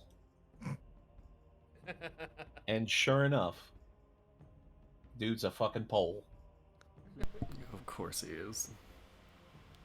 Not only is he extremely tall, he also carries a huge spear. Damn. Wow. Something big enough that only he can carry. Nice. It's more javelin, I'd say. Yeah, really. And then I need everybody to make a perception check for me. Based on what senses? This will be just visual. Okay. Oh god. Oh no. First nat one of the night. Woo! I am rolling low all night. So as Olia and Arthurax are working hard getting everything prepared for heading out, Eldrath, not necessarily minding his own business, but kind of hanging about and just kind of sneaking around a little bit, let's be honest, because you're supposed to be working, but you're sitting next to Hopeful jamming with them. Yeah, jamming, talking, chatting. Anyway, here's Wonderwall. Jesse, you are looking about the rest of the caravan to try to find somebody that you can buy passage with. However, Cassidy, as a guard, it is your job to keep an eye out for shifty behavior. As you spot moving amongst the caravan is a small gnomish woman who seems to be sizing people up, just looking them over, just kind of taking a few mental notes, and then moving on to the next person to kind of size them up, make a few mental notes, move on. You note that they spend some time significantly looking over you and your companions. Did she come with any new caravan knights? Was that somebody that she had seen before? You saw them earlier to this morning, walking about the rest of the caravan. However, it seems that they have booked passage with one of the other wagons. Specifically, that would be Sammersdag, who is selling porcelain towards the back of the caravan.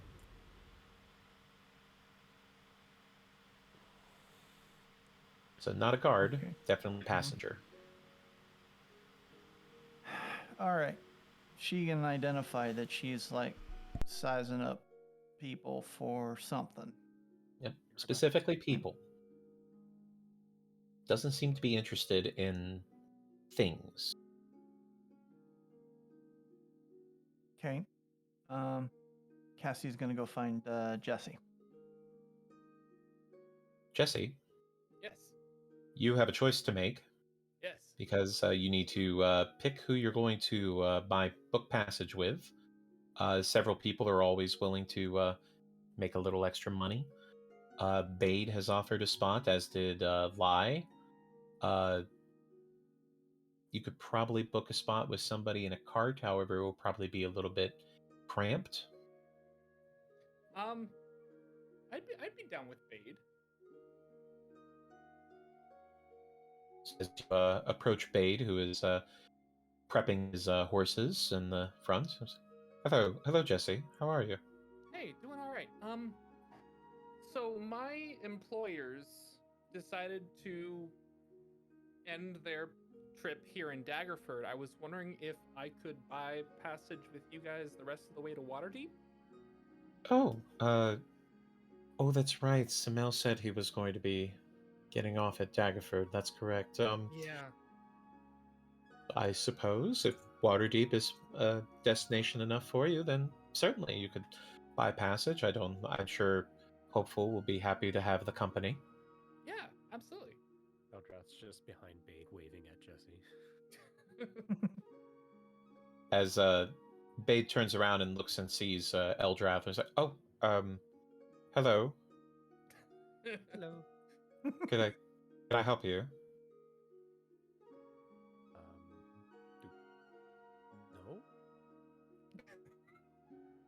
No? Roll persuasion at disadvantage.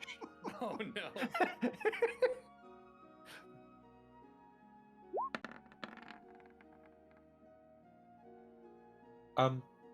Right. Well, just don't be there when we start moving. I have somebody who needs the space, of course. I was just saying hello to Hopeful. As Hope just kind of leans over and gives a little wave. He's like, "Yeah, it's totally okay. We're just sharing a few notes, and yeah, we'll clear out before we head out. Okay? All right then. Yes. So I think we have a deal, Mr. Jesse. All right, awesome. How much do I owe you? 5 gold for that. It would be able to get you to Waterdeep pretty safely. Perfect. And I will hand over the gold. All right. As you are booking this passage, you can spot Cassidy riding up to you on top of Hopalong. Hey, what's up? Hey, Jesse, you got a moment? Yeah, what's up? What's going on? Come on over here. It's a little bit quieter. Okay. She'll Casually follow along. once she gets into a place where she's reasonably sure no one's like watching, can she see the gnome woman from here now? They're not really like sneaking about, so to speak. They're not like hiding. Let's put it that way. But they are, yeah, you'd be able to spot them fairly easily. Still just walking about the caravan yards. Okay, so she's gonna basically like have Jesse lean like down to where she is and say, "Clock on over by your right hand side. Take a look at that little gnome lady there." Jesse will kind of casually try and glance in that general direction without focusing directly on them. As you see this female gnome wearing black robes and what looks like possibly a leather barding underneath the robes along the chest. They just seem to be walking about casually, interacting with people as they look about. What about her? She's been eyeing people and it's been making my ears twitch. I'm getting a bad feeling about her, so I just wanted to touch base with you and maybe Arthurax. Okay. Just in case you see her again, she's doing anything hinky. Okay, yeah. You might be able to pass along the word to others. Yeah, I'll let the others know. All right, I'll go ahead and alert Arthurax about it. Okay. But you book passage? Yeah, I'm all set. Thanks. All right. Well then, I guess you're one of the ones I'm taking protection over. I mean, and I'm still gonna pitch in if something happens. I'm not gonna sit there and make you guys do all the work. Cassidy grins. Now you just calm yourself, sir. We guards have this all in hand. She taps her. Kind of chuckles along. Tazel, Mm-hmm. let me get a perception check for Cassidy. Hakidoki. Perception check.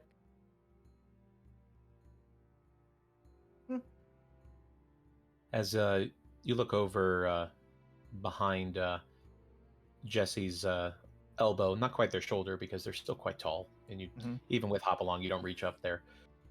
But behind them, you can see walking towards Jesse is a bright, alert, bushy-tailed even, one could describe, Crick, as they walk over towards Jesse.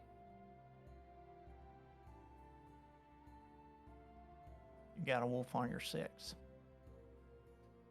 Jesse will kind of perk up, turn around, and oh, Hey. Hey, how's it going? Pretty good. Did you book with somebody? Because I mean, it might be a little cramped, but I'm sure Fern could probably fit you into the cart somewhere. Oh gosh, I mean, I did get it with Bade, but I don't think I'm gonna be sitting in, his thing the entire way. I'll probably want to get up and stretch my legs. So like, if I don't care. I don't mind double booking if you guys want. I can get a spot in your cart too. I mean, if you want to hang out, absolutely, yeah. Well, you don't have to pay it or anything like that. I mean, I talked to Fern, and she said it was okay if you wanted to, come hang out with us and just chat. Yeah, absolutely. That sounds great. Cool. As he looks over at Cassidy, he was like, "Hi, Cassidy." Howdy, Craig. Yeah. I'll see you all later. We got to get on the road soon, right? Yeah. And I just want to apologize again for last night. I'm sorry if I said anything stupid. I don't usually get like that. She just kind of comedically turns and points a finger at Cassie. I blame the rabbit. Now hold that thought there just a moment. I'm kidding. I didn't see your hand covering your cup when I was pouring. No, it's I don't mean it actually. I'm not actually like mad at you or anything, Cassidy. It's cool. It's just I. Crick, When Jesse like leans in, Cassie just like whispers, "I know, I'm just pulling your tail."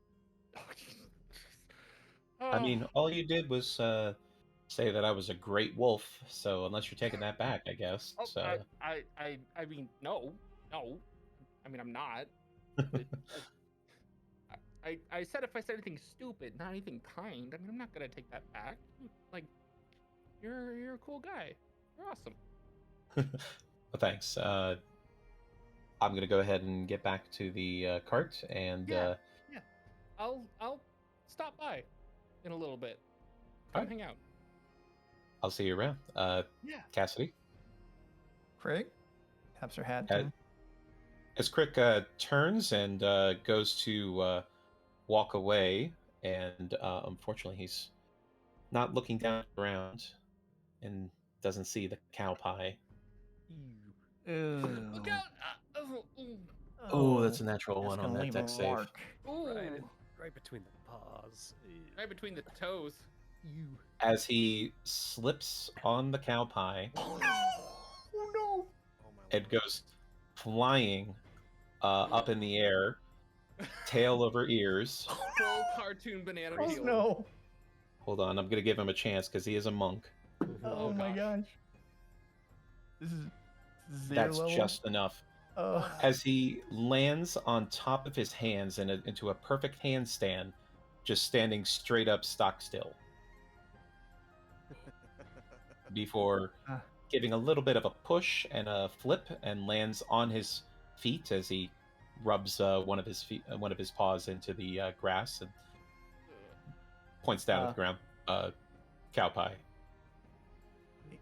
Yeah, I saw it. Hold on a second. Cassie's just gonna quickly like lope over and pull out the cleansing stone from her bag. Here you go. Thanks. And then he kind of leans in a little bit. It's like, did I look cool at least on the save? Yeah. That was pretty damn impressive. Okay, was good. Awesome. The setup needed some work, but the ending was Yeah, Well, good you know, recovery. A-okay. For real. That could have been. Oof. who knew that stopping drinking would help me with my balance? Just gotta watch where you're stepping, is all. And Cassidy shuts the hell up.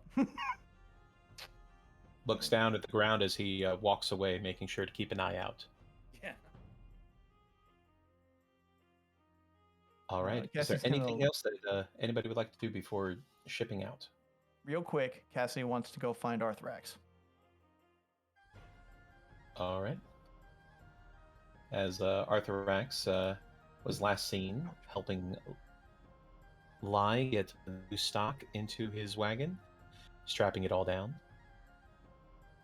Arthrax, you got a quick second? He looks over to see Cassidy. Yeah, what's up? She motions him away from everyone else for a second. I want to alert you. I want to talk to you about something. He'll follow. And again, if she can spot the gnome, if she's still sizing people up, she will point she's still him out out subtly. I'm sorry? Still out there. That little gnome lady over there, she's been sizing people up and it's been making me nervous. I already told Jess about it, but I wanted someone else to know. I know you kind of do that sneaking around thing. Does he notice it's the same gnome as before? You do. Yeah, I saw her before. I was helping, and she walked by and gave me a very uncomfortable grin. She give any idea what she was looking for? No idea. I just know that she just looked me up and down and gave me a smile like she was planning something with me. I will say, Well, it made my skin crawl. she'd been gazing. She'd been looking at people, and I could have swore it's like she was looking at livestock. But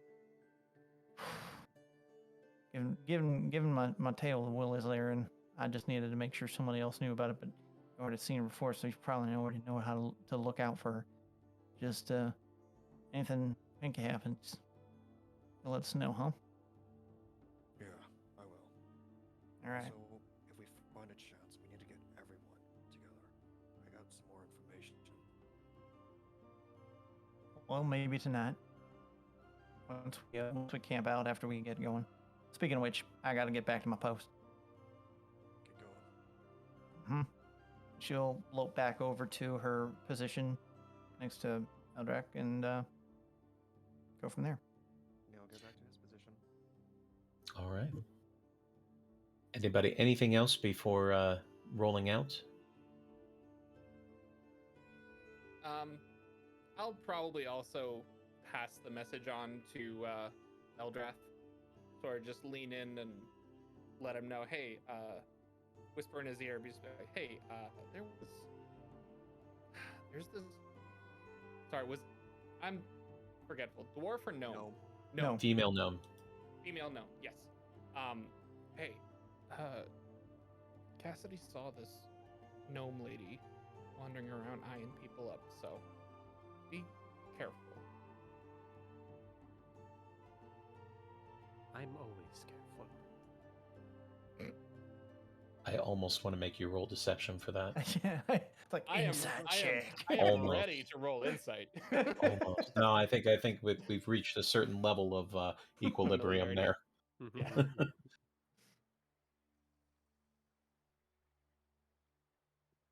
But that's all from me. I mean, from that point, I'll just be hopping on the wagon because he's probably still hanging out with Hopeful. Do you also share this with Olia? If I see him, yeah. If I happen to pass him on the way back to my wagon.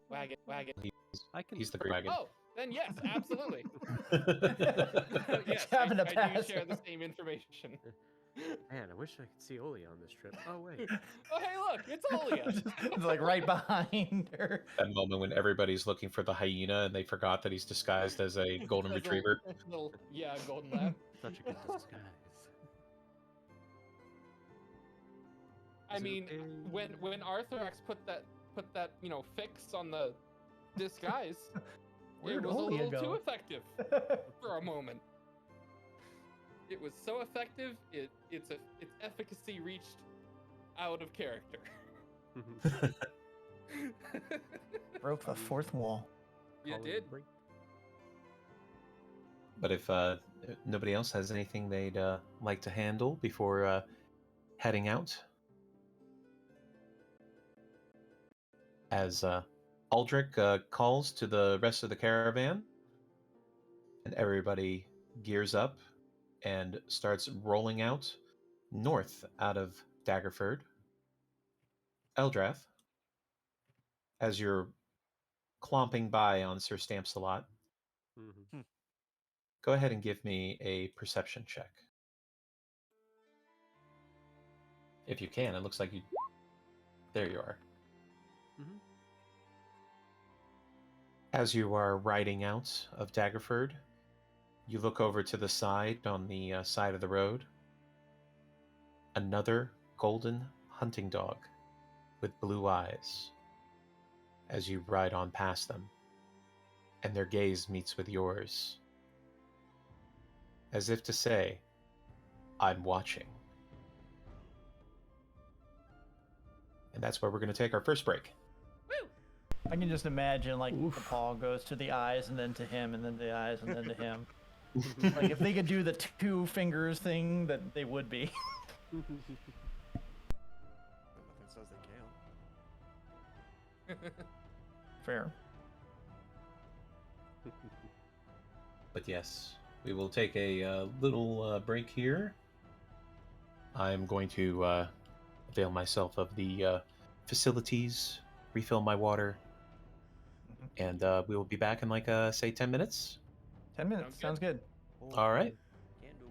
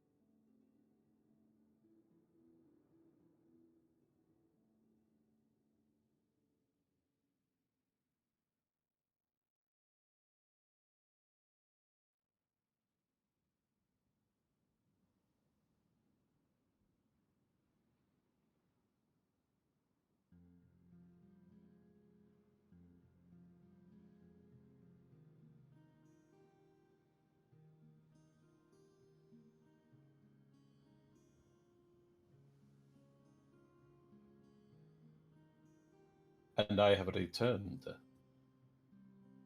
My friend.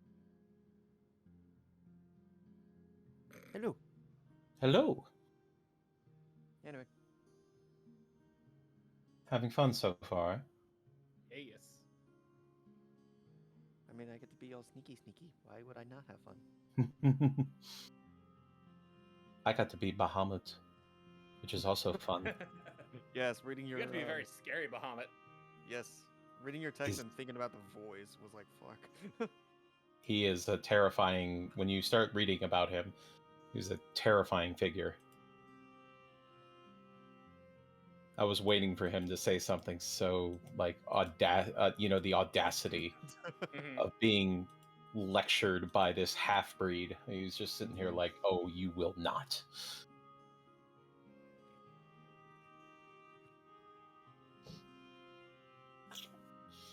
Sometimes you have to remind people who you are.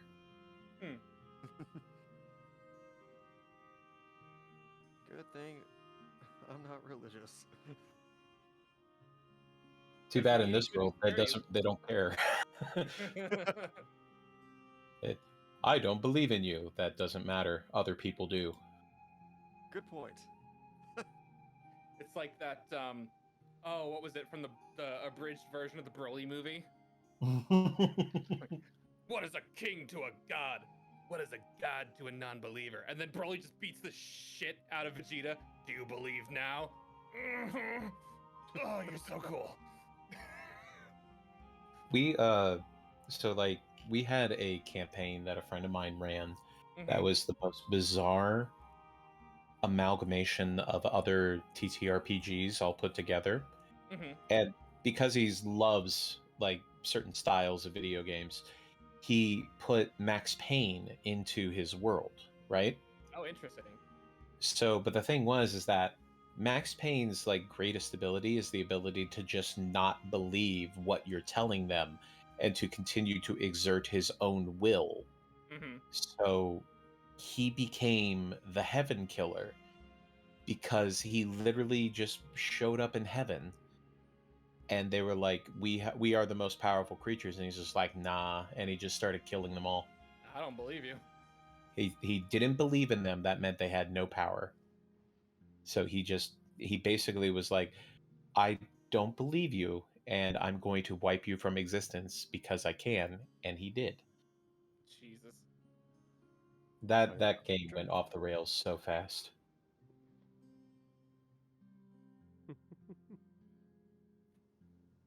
Grandpa Dragon was not happy with you, Eldrath. Well, he just has a short fuse. That's putting it lightly.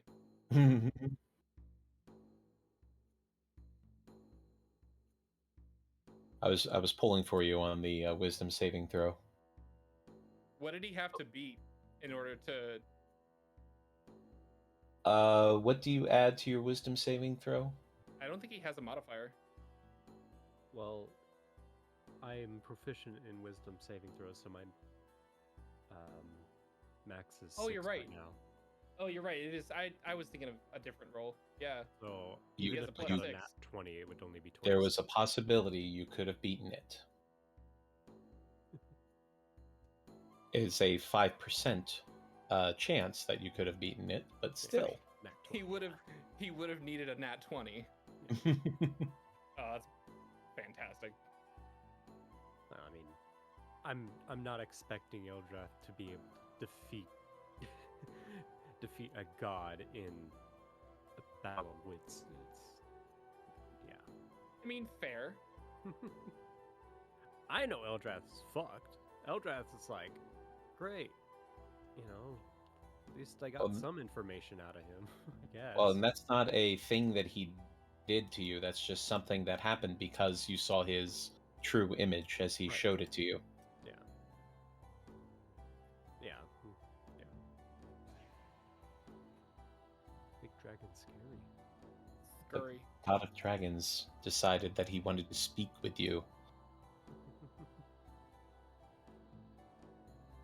Like you're special or something. Apparently. Eldrath doesn't understand how he can He- be. Ethan knows. Eldrath doesn't.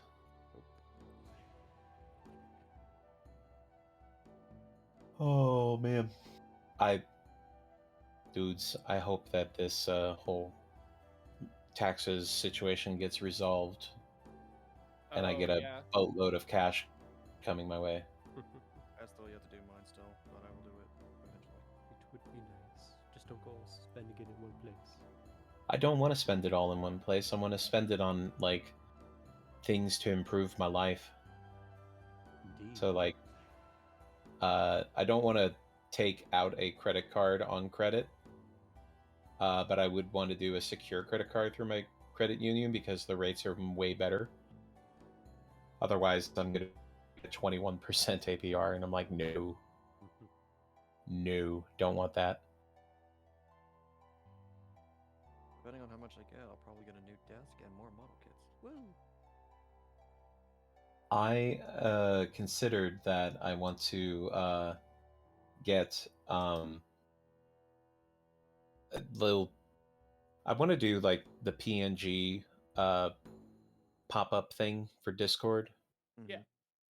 And I want to have it so that like a little PNG image pops up over everybody's little stat block to show when somebody's talking so that they can see who it is. And I wanted to get little PNG headshots of every character in a consistent style so that they could all look similar. Oh. And then just have them like just pop up in there. And at first I was like, oh, but that's going to cost money. And now it's just like, oh, well, possibly not a problem for a few months. I'm back, guys. Welcome back. Welcome. Yo. Did I miss anything important? Nothing, just laughing a bit at the talking to that Eldrath got. Oh, yeah. You should have seen the chat, the things I posted in my own chat on my stream. It's like, oh, Eldrath done fucked up. Well, it would seem that those MO. it looks like that Eldrath boy done messed up again.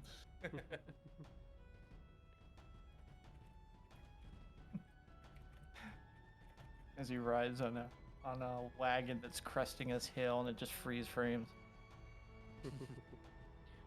Better than rolling over and exposing the belly. This is true. Yes. Very true. True. I mean, not many people can say that they had the audacity or the balls to talk back to a god. And live. And the only way he could shut him up is transforming into his true self. Just goes to show. Just goes to show.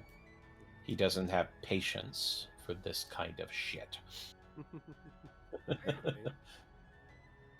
I'm too old for this shit. Incarnate. Mm-hmm. I'm sure it'll be fine. Oh. But everybody doing okay? Oh, Mm. close. Yep, I'm doing good. I'm fine. All right. We'll go ahead and get back into it here in just a minute.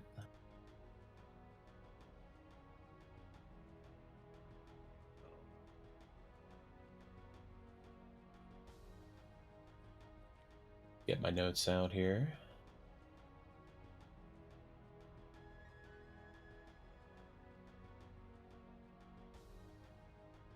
Y'all know what this means? What? You're on the road again. Getting out there on the road again. Yay.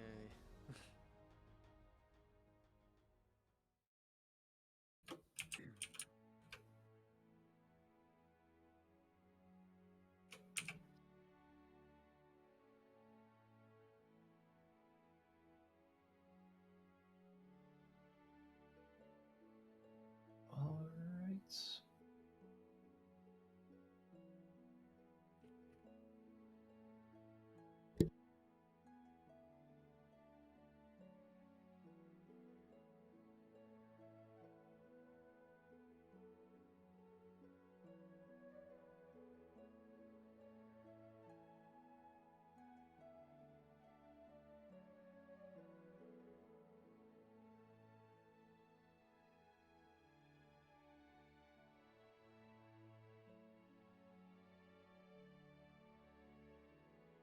Oops. I activated my mic there for a second to mute it while I coughed, and I didn't deactivate it. Oh, Because I'm a dum-dum. everyone gets one. That's I your was one. I was I was shocked because everybody was so quiet while I was reading. I was like, this is nice. Everybody's just nobody's jumping in with a little sassy remark or anything like that. This is great. And then I realized nobody And could then hear you me. I was rolled like, oh, insight. Well, now I have to jump in with a I know, I know. Yep. I've prompted Open everybody. that door, Dana. But as you head out further northwest from Daggerford off to Waterdeep, the home for some of the people in the caravan, including your own Jesse Darkfang. The road along the way is a little bit more even keeled. You're getting further away from the mountainous regions. There is a small hill range that's coming up off in the distance, but isn't going to be that close to where you're going to be traveling. In fact, you're going to be traveling mostly through open fields and what some have come to call the Mirror of Dead Men. However, that is not the official name. It is still just the trade route. As you are all traveling along, you do keep an eye out for shenanigans, and you do spy that same gnome woman just meandering about the other caravans, the other wagons, and occasionally looking over to various other people and chatting them up slightly as she wanders up towards Lie's wagon Oh no. and jumps up onto the back and leans in. Hey, strange guy, got a second? He turns over. Hmm? Hey, I saw you looking around the other day. I was just curious if you saw anything that might be interesting. In what way? Well, you know, in the not quite belonging where it's supposed to belong kind of way.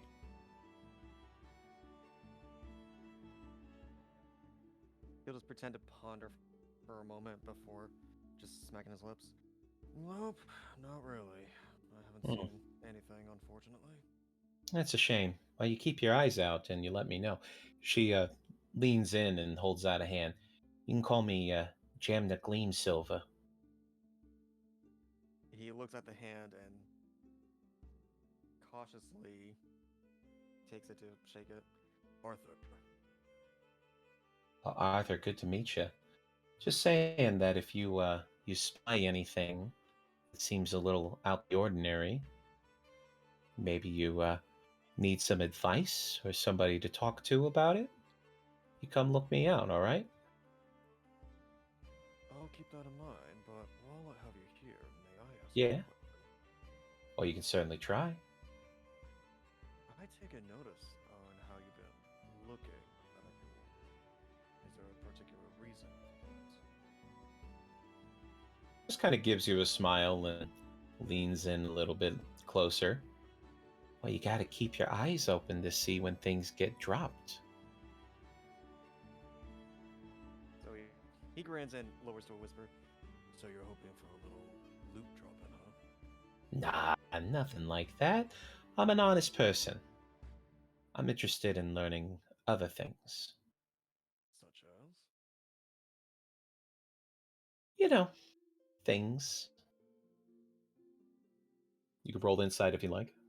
Yeah, I'm like pulling it inside. Guess screw that. This is Eldrath level. Damn it. I think we're gonna be good friends.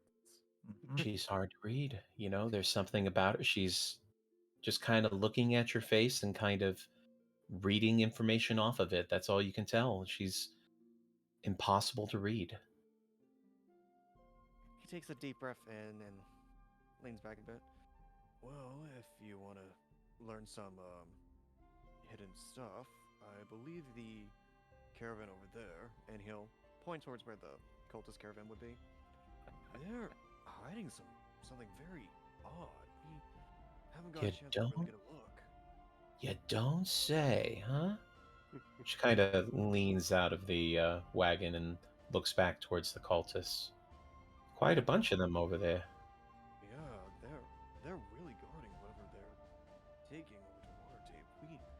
We almost got a glimpse, but they shut us down very quickly. It's not very nice of them. That's not very neighborly. No, it's not at all, but maybe you have a better luck than we do, and if you can tell us what's in there, we can make it worth your while. And he gives her a toothy grin. Well, I might be able to get a look, but you never know. Of course, you know, I'm real personable with other people. Very good at talking, you know. Maybe they'll be nice and shine to my charm. They're very persnickety, so to say, but I'm sure with your charm you can get through them. Hey, thanks for the tip there, Arthur. You're welcome. As she jumps down off of the back of the wagon and goes back to walking amongst the others. And he grunts to himself. Gnomes are annoying. Arthur X got problems with elves. He's got problems with dragonborns. Problems with gnomes. Got a problem Starting to with everyone. become. I dare say that Arthur X may just not like people. Unless they're hefty bear folk. Shut up.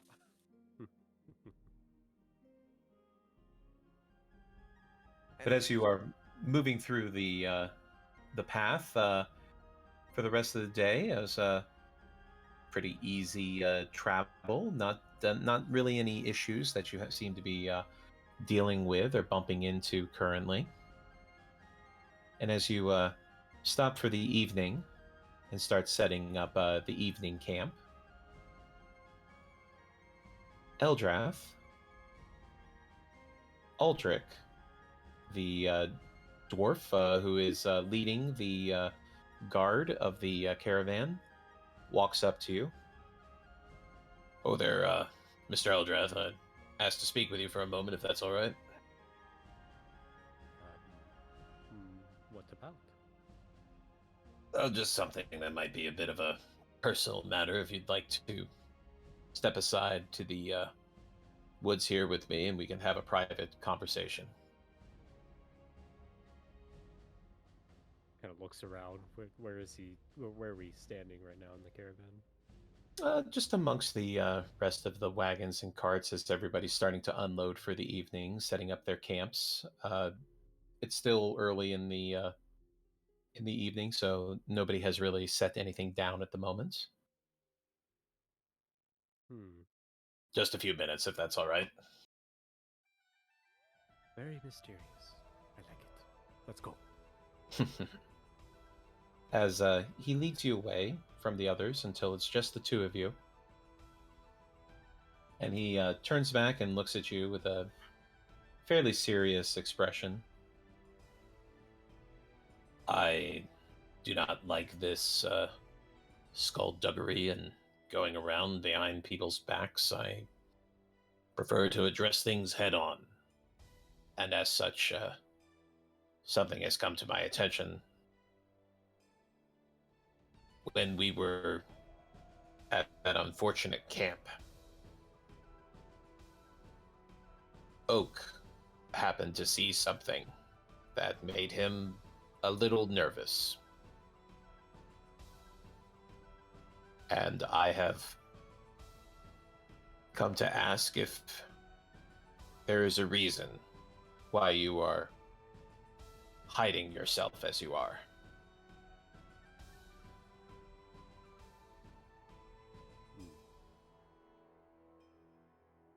You can roll insight if you'd like to, if you're trying to gauge what he's. Yeah. Okay. Let's see.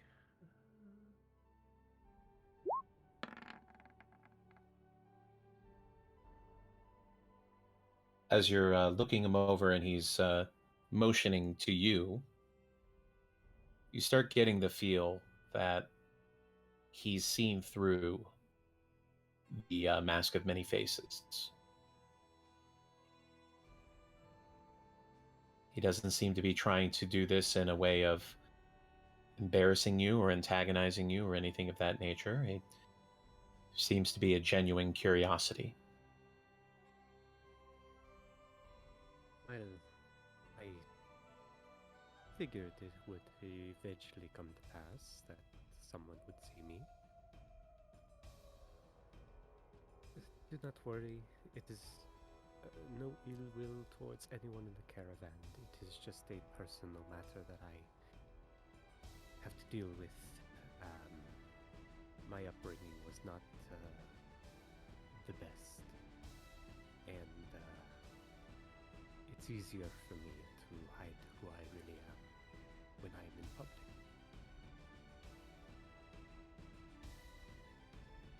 You know what? This could be either persuasion or deception, so your choice. I'll go with deception because that's better for me.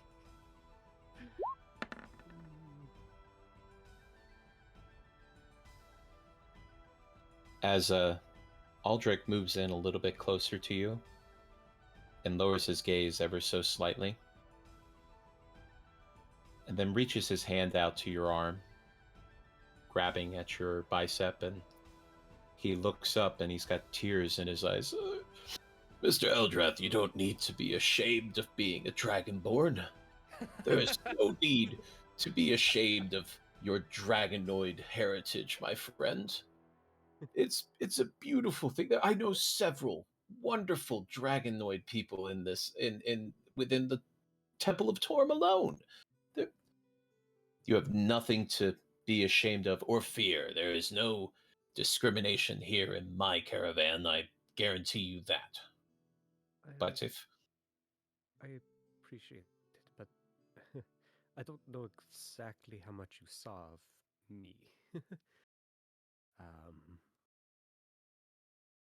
Could you?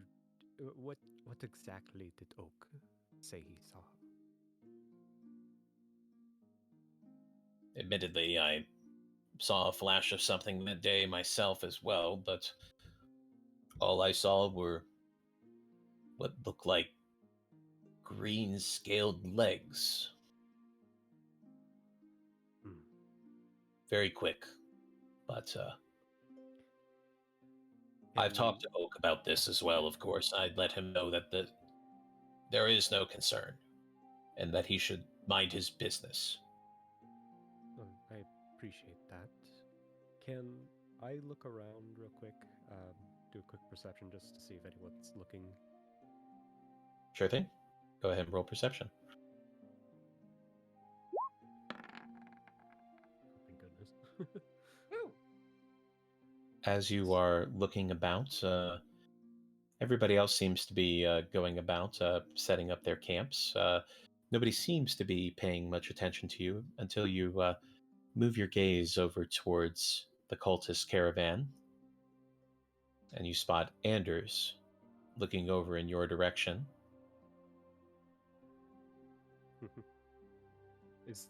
We're still in the open field.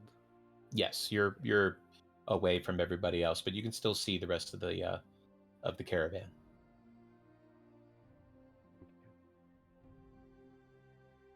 Well, I'm not. And he kind of whispers into his ear. I am not fully dragonborn. I'm sort of a half-breed of sorts. And when people see my true self, they get a little weary. I hope you Yes. understand. No, I understand completely. The prejudice that the dragonkin face nowadays is unparalleled. I can understand completely. Though your secret is safe with me, and I have told Oak not to mention this to anybody, of course, so whenever you are ready, you know that you have good support network here ready for you when you're ready to show your true self.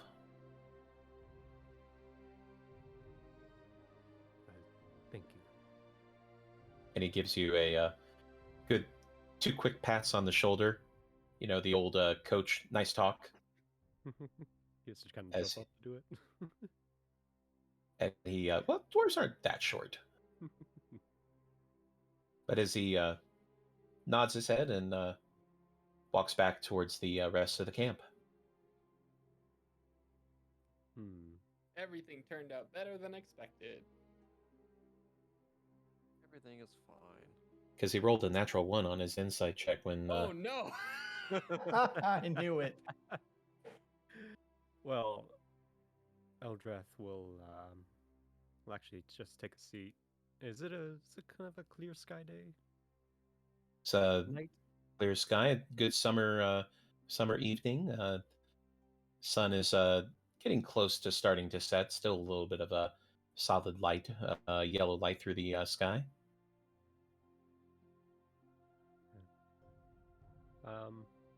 Eldrath will sit and just kind of face the west, watching the sunset. Right. Anybody else like to take care of anything before we end the day? Not I. Arthur would like to gather the party to make a quick meeting. Oh, my phone! Everything's fine. My sending stone. Ah! Oh, good. What do they call the what do they call them in Final Fantasy 14? The tomes, I think. Jeez. My tome. My construct. But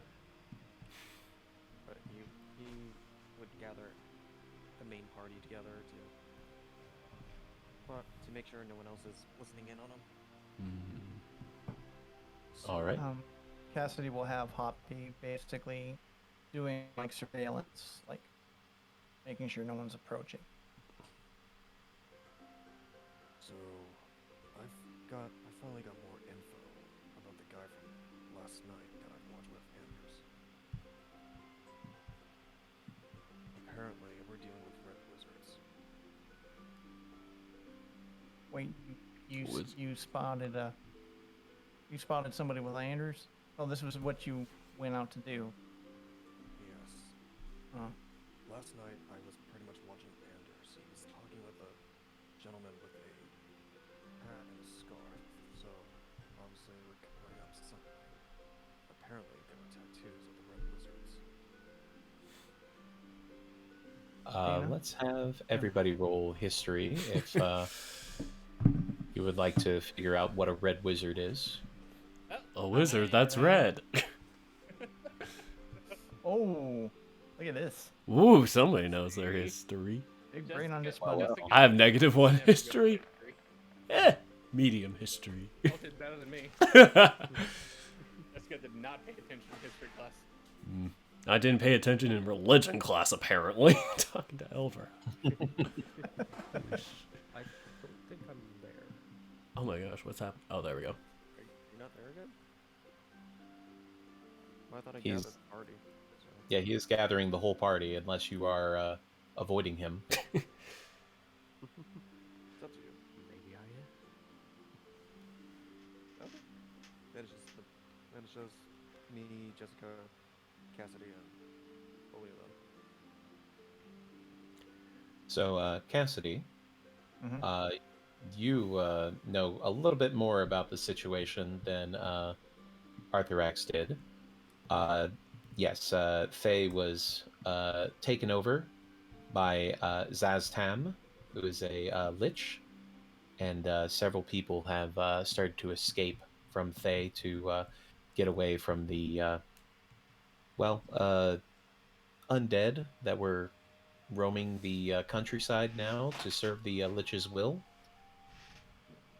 It's not uncommon for people to have the similar tattoos, but if Arthurax is certain that they are a red wizard, chances are those tattoos match the red wizard's designs. What does Cassidy know about, like, besides the people who may have fled Thay, about the red wizards? What does she know about them? A majority of them are necromancers. Oh boy. Very powerful necromancers as well. Damn it, I know exactly. When Arthurax mentions like the red wizard of Thay, you can basically see Cassidy's whiskers like boom. You just said red wizards of Thay? Yes. Do you know what the majority of them are? Unfortunately, not to my knowledge. All I know right now for this situation, they're once again. Here's two hints: magic and death. Oh god. Yeah. You're all not aware of Thay. Like that's Lich territory. And seems like it spilled out into some of the wizards there. You're saying this person was working with this Anders Their and the boss is cultists? around, actually. Anders doesn't seem to like it.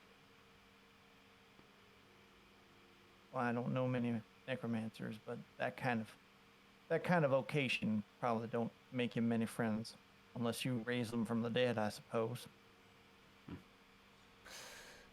Who would they want to raise from the dead? I don't know about Is there you. somebody important for what you all are trying to do when you're getting to Waterdeep? Is there somebody important, like a figurehead or something, that's kind of steering everything that these cultists are doing?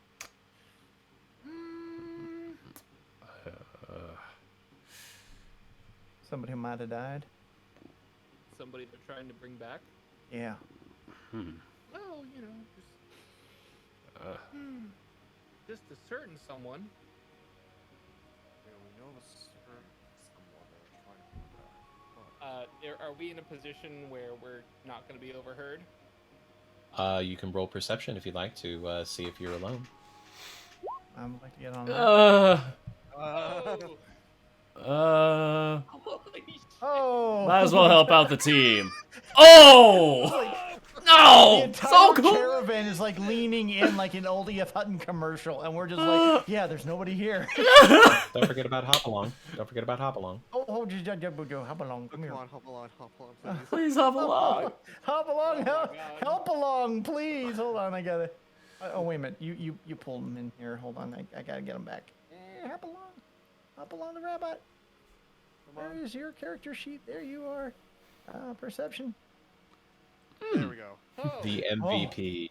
Oh, seriously, clutch. MVR, most valuable rabbit. Yep. Oh. Thank you, Hoppy.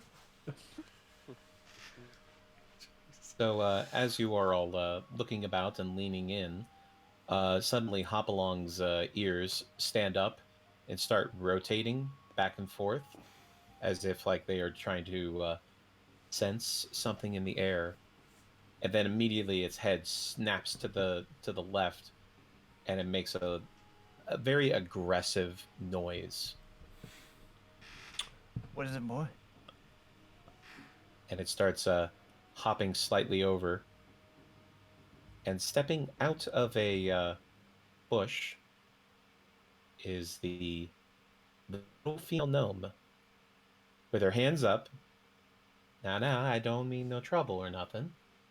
Just heard some interesting conversation. Who the heck are you? You're the one that's been Name's- sizing people up. Sizing people up, that is a little bit of a harsh statement. I think I've just been trying to get a feel for everybody in the area. Name's Jamnik Gleam Silva. Nice to meet you. Nice to meet you too, I guess. Yeah. Guess I thought did. you were gonna. Guess I didn't get to see you enough. Or I guess you didn't eye me enough because I don't know who you are before this. Anyway. thought you The were only gonna go and watch only over thing you need to them. know is that I'm just interested in looking around and seeing what's up. Hmm. Ain't thought that we right, agreed- Arthur? He huffs a little bit. I thought we agreed you were gonna watch over them, and he like shrugs his head towards the poultice card. Agreed. We didn't agree on nothing. At that, You Cassie gave is me gonna an like idea. look. Cassie's gonna look over at Olia. You knew about it? You set something up? What? You set something up. What are you talking about? Look, it's okay. You don't know why I'm here. That's fine. I have Look. no clue who you are. Our mutual friends thought that maybe we could use a little extra help. So I'm here to kind of beef out the numbers a little bit, seeming how you all don't seem to understand what's going on up here. They have to send me. Can Eldrath appear behind Gem now? Go ahead and roll stealth. Let's see this. Let's see. Hey. Ooh. Man. She is completely focused on the rest of the group and does not notice Eldrath sneaking up behind her. Eldrath. And is, who was they that you're talking about? Look, we don't need to be getting into any names here. You know, you never know who's listening, right? Yeah, you never know. You are quite right about that. Ah! She turns around and sees you. It's not nice to sneak up on people like that. Would you rather be hiding in a bush to do it? Hey, that's not sneaking up on people, you know? Hi, Eldrath. Well,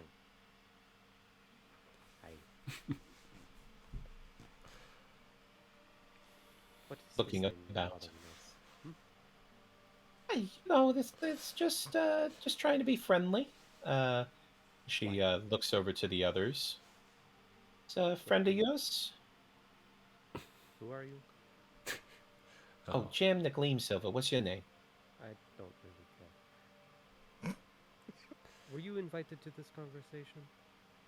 Well, I kind of invited myself, but if you're Then you telling can me that... oh, well. All right. You know, I thought... You know, Arthur, I thought we were a little closer than this. We are under Okay. a certain thing that we talked about. I never mentioned anything else. Right. All right. I can take a hint.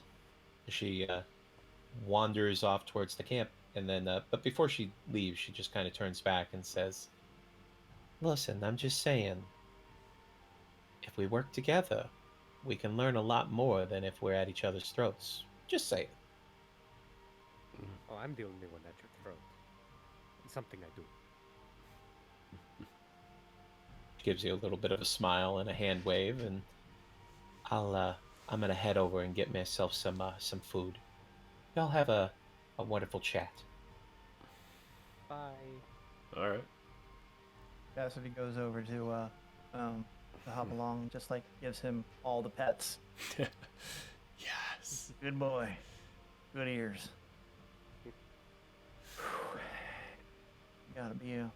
We gotta keep our own ears peeled a lot better. I'm legit just the tiniest bit mad. Of course. Sorry.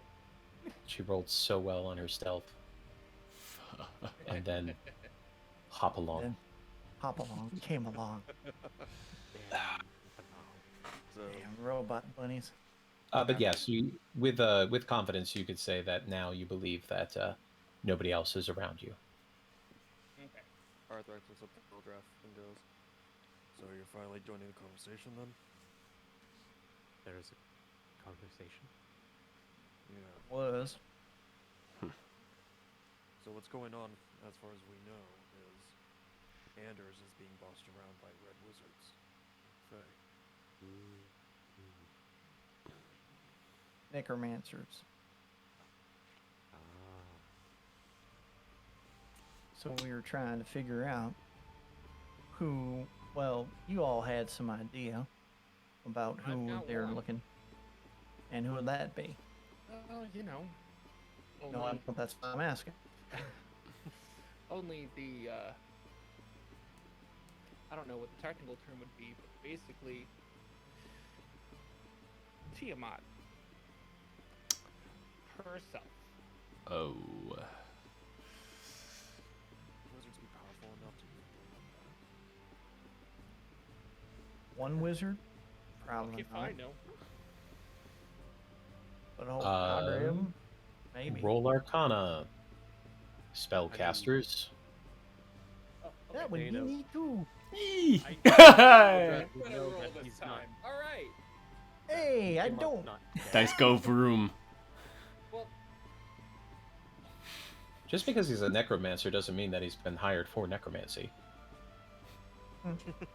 You can peel onions. Would sorry, Dana. Would Eldrath know that Tiamat's not technically dead? Well, Tiamat is a god, so gods don't normally die unless something huge happens. Right. Can you kill God? Whoa. That'd be something. All you know is that she's in the Nine Hells.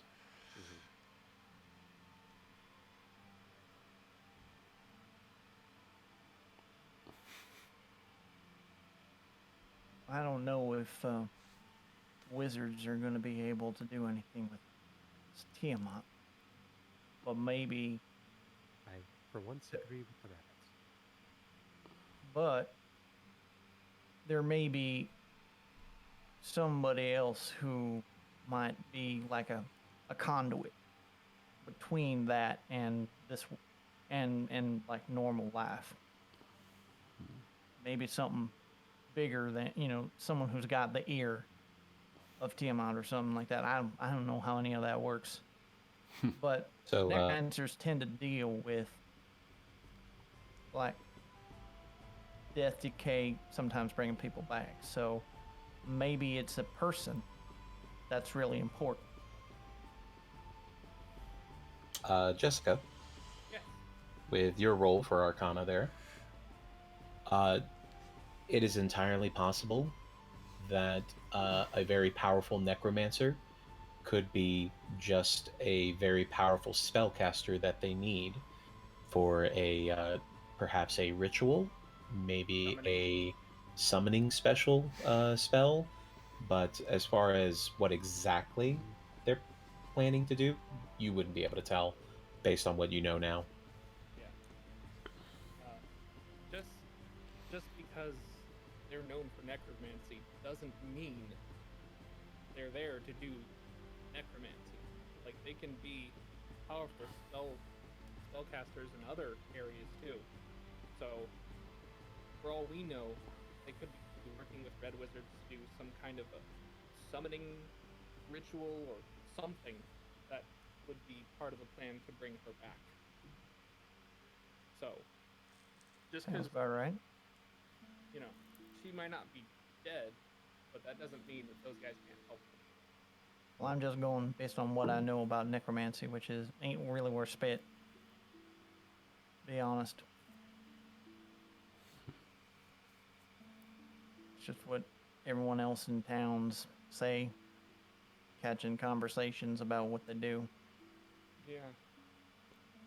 Jesse would know a little bit about necromancy, but not much. Because you do know the spell, or the cantrip, Chill Touch, which is a necromantic spell. But other than that, not something you've studied. Technically, I think Cure Wounds is necromancy. No.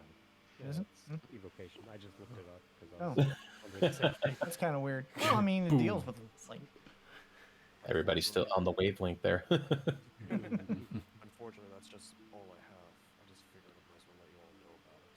No, I mean, that's Good information. Well, it's also a lead for when y'all get to Waterdeep. Yeah, it is terrifying. Well, I'm gonna go ahead and head to bed. I'm pretty tired right now. Oh, can agree to. One hell of a day, am I right? Yeah. Good night, everyone. Yeah, Nat, Alright. keep your eyes peeled for little eavesdroppers too. Will do. He'll start walking, but instead of going to his tent, he's actually gonna look for Gemma. All right. Go ahead and roll perception. Right.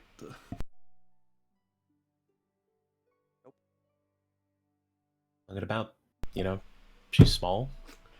She's wearing black. She's kind of hard to see now that the sun's starting to set. Yeah. He'll just shrug for now and just then actually go to his tent. What's the Eldrath worst that can wants to happen? go to his tent, Mhm. but he's not going to sleep. Whoa. And Olea? Oh, I'm going to bed. I need it. As everybody settles down for the evening, except for Eldrath, who lays awake for a little bit longer. But nothing happens. Oh, he legit just doesn't want to fall asleep. Go ahead and give me a wisdom save.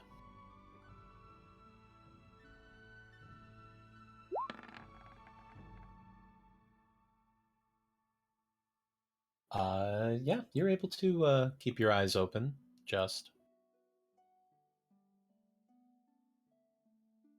Sound of the open fields, various bugs chirping and squawking in the night, as you hear the sound of a owl far off in the distance. And then you hear almost what sounds like a dog howling in the distance. But it fades quickly.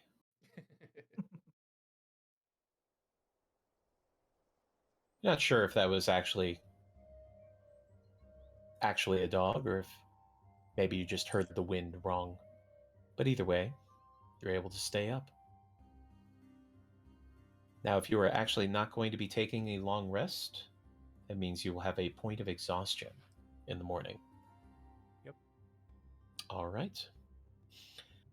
As everybody wakes up in the morning, getting everything packed up and ready to go, and you're able to note that Eldrath is up before everybody else, seemingly getting an early start to the day.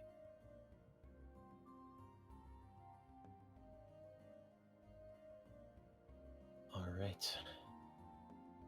So,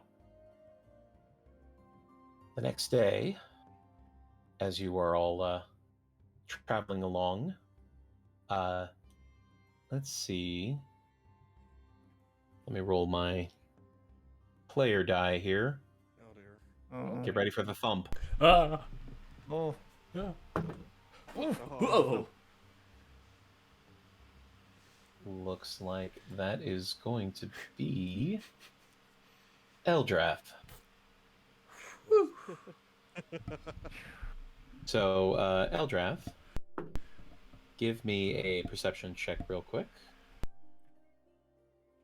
Okie dokie. I was trying to look up a podium on my phone, but I couldn't find it in time. Can you remind me again what? Is it just a disadvantage on? Disadvantage on ability checks, yes. Okay, and you said you wanted me to do a.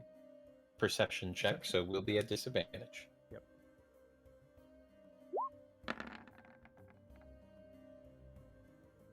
Oh. As you are traveling along, of course, your eyes a little bit bleary from the lack of sleep the night before. You can feel somebody jump up onto the back of your horse. As you turn around and see Jamna sitting on the back of the horse, looking at you with a smile. You know, it's quite rude to jump on someone's horse without permission. Also, Uh, how the hell did you do that? You were so... Well, I got good jumps. I got skill. Huh. So, listen, I've been looking around a little bit, and I was peering over at the group that's towards the back there. Mm-hmm. They pretty odd people, you know. Very standoffish. And I was just wondering if maybe you could tell me a little something about them. Seeing how you all have been traveling along a little further than me. they've kept to themselves mostly. Is that Lost a lot something? of people during one attack. Oh, did they? It looks like they bolstered their numbers since. Well, as one would after losing practically all their gods. It's quite a show. They were not ready to fight all those zombies. She looks a little uneased by the idea of zombies. Have you ever seen a zombie? Yeah, hundreds. Mm. But about these people, you know, why they had so many gods though? He shrugs. How would I know? It's not my Oh, business. Oh, come on! I can tell when there's another, somebody out there looking to figure out what's going on with everybody else. You know what I mean? I mean, maybe Arthur, yeah. I mean, Arthur, he's a weird guy, but you've definitely got the way about you. I'm sure people tell you a lot of things. Depends.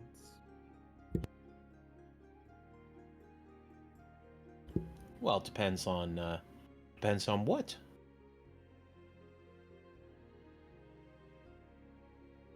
Who are you, really? I told you we have mutual friends. I mean, I have lots of friends. Yeah, we got lots of friends in high places too. You know what I mean?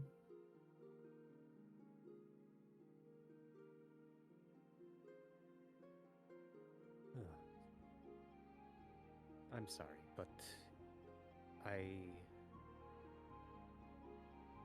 don't wish to talk right now. It's all right. It's all right. Maybe later on we have a couple of drinks. You know, we can go over some notes. How about that? He shrugs again. Good talk. Good talk. As she jumps off of the horse and lands back onto the ground and wanders back amongst the other caravanners.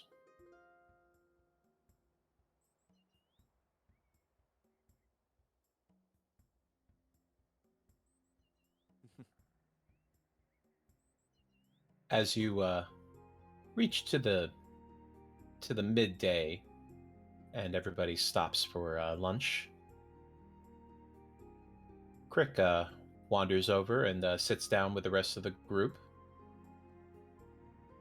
Just chilling out with everybody. You note that he doesn't have his jug with him. Hey, Crick. Hey. Howdy. All right if I sit here next to you, Jesse? Yeah, of course. Have a Cool, seat. thank you. As he sits down, and as he does, he kind of looks over his shoulder and comes back to the rest of the group. And you seen that gnome walking around the camp? Yeah, the little busybody. Yeah, they've been talking to a lot of people. Figured you all would want to know, seeing how he kind of looks over at Jesse and just kind of gives a little bit of a raised eyebrows, whatever you guys are doing. Jesse grimaces just the tiniest bit of like regret that they can't be more open about it, but like nods Yeah, we've encountered them a few times now. Well, Do you have they any idea? Oh, go ahead.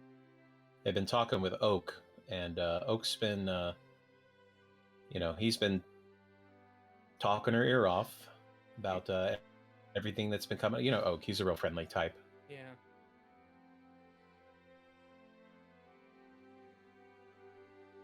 Is this somebody we got to worry about, or? I'm not sure yet. From what I've seen and heard, she's just been putting her nose in other people's business. But I ain't seen nothing overt yet. I'm keeping my eye on her. Well, I don't think I'm on her radar, so I'll try to keep an eye out too. Maybe I can slip past her if catch her slipping up or something. Consider yourself If that's fortunate. cool, helping out. I don't want to step in on your whole thing here, Yeah, whatever that thing is.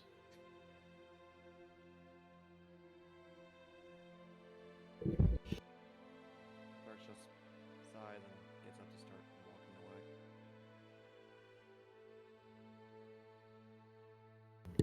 away. Hey, Crick, Did I?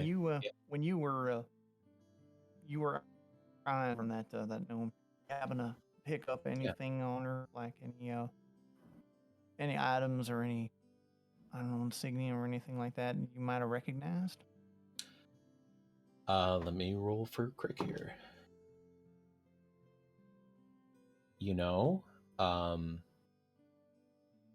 I saw some kind of like button on their like vest thing that they're wearing there under their cloak. Mm-hmm. I didn't see what was on it, but I did see while they were chatting with one of the other merchants, they just kind of showed it to them real quick. Seemed to be important. I don't know though. Do you know what color it was? Looked like it was made of metal. I think if I Okay. had to guess, it was probably made of silver. And when she showed it to the merchant, did you see if the merchant acted favorably or unfavorably? I seemed to perk up a little bit, maybe. Definitely more eager to talk to her about whatever they were talking about, but I wouldn't say that they were scared or anything. Out of character question. Sure. How much did Zier share his pendant? His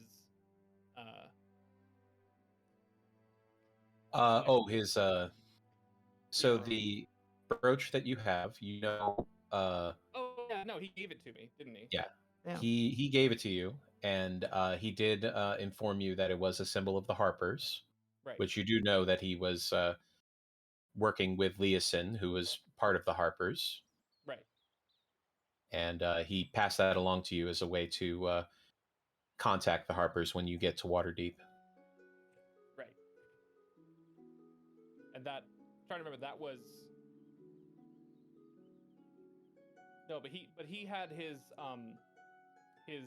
platinum chain item. Oh, that was taken with Zier to the temple. Right. In Waterdeep. How much did we see that? Just like were we aware of it? Yeah, he showed it to you. He talked about it a little bit, but he didn't go into too much detail about it. But okay. So Jesse will kind of ask. It didn't happen to be silver and blue, was it? Silver and blue? Maybe? I didn't get a good look at it. Okay. Is this should I try to get a look at it, or? I mean, I wouldn't go out of your way for it, but if you happen to spot it, Okay. that could be helpful information. Cool. Yeah, like cool. you said, you weren't on her list apparently. Ain't Yeah. nothing to be gained for you to get on it. Yeah, funny enough, when you spend most of the trip drunk, you don't really notice things. So, didn't really have much to give her. That was a joke, by the way. I'm trying to laugh about. It's cool to. No, Jesse will kind of reach over and rub his back a little bit. How have you been feeling anyway with that? Pretty clear, actually. I mean, sure, yeah, I kind of want to drink, but I don't know. It's been nice to not have headaches. Sleeping's a little weird, but otherwise, I think I could get used to it. Yeah. Again. We're all real proud of you, Crick. Honestly. I mean, it's no big deal. Just No, I mean it kind of is. But I won't linger on this. Just know you got friends. Okay. You can go ahead and roll perception if you'd like. Cassidy, you can too if you like. Sure. 15. Perception. Nope. Cassidy, you hear this kind of thumping noise coming from nearby. You're not really quite sure what it is. Jesse, you can see it's Crick's tail thumping against the log. Oh, I could probably identify it by the sound alone. Cassidy turns to Hopalong. Are your servos busted, boy? Let me take a look. So he pops open a panel for you to look at. She's fiddling with it while the rest of that conversation is going on. Just quietly smiles and, gives him a little shoulder squeeze. Well, I'm gonna go back and talk to Fern just to let her know to be on the lookout for that gnome, just to see what they're up to. Yeah. If you want, I could come and hang out for next leg of the trip. Just chill. Yeah, that would be great. Yeah. You can sit in the cart. I'll walk alongside it. That way. God. We can both walk if you want. If there's not enough room for us to both sit, I'd hate to make you walk alone. Well, it seems only fair, I guess. If you're sure, but As he stands up with a smile. Yeah, I think I'm sure. All right. I could take your spot watching the cart, yeah? What? I'm talking to Jesse. I'm not watching a cart. I'm a passenger. Well, yeah, that's true. Forgot. Never mind. Out in that gravy train.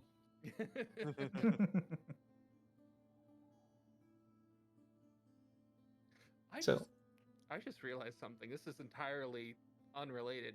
But why did Weird Al never make Crazy Train and call it Gravy Train? That would have been great. He would have made that work. There already is a song called Gravy Train. Yeah, like the Ozzy Osbourne Crazy Train. Oh, I see what you mean. Okay. Yeah. Sorry. But yes. Tangent over. Continue.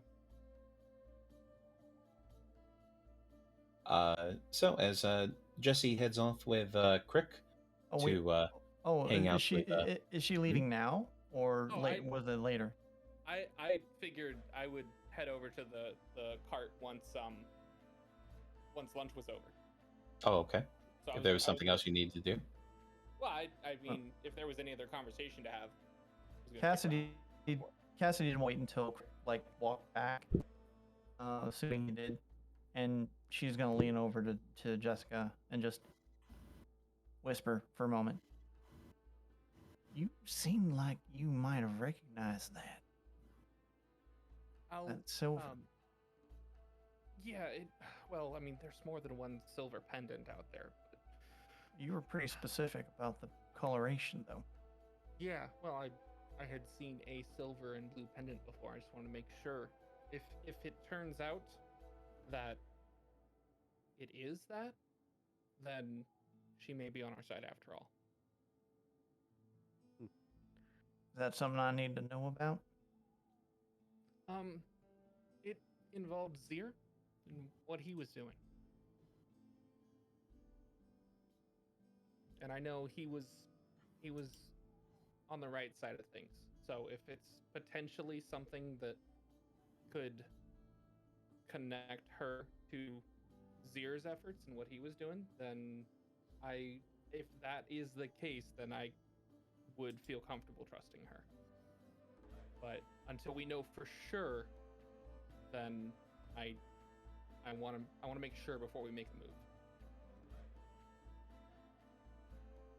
When you get a moment, I want to see if you can like describe it to me, and I want to try to make a little like, you know how I got that image of Brown Spark, maybe make something like that so that we all have a reference. Some of us have a reference if we need it.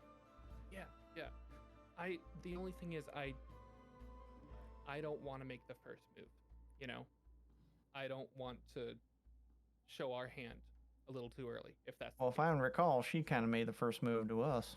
Right, but as to her true identity and these mutual friends she was talking about, that's all.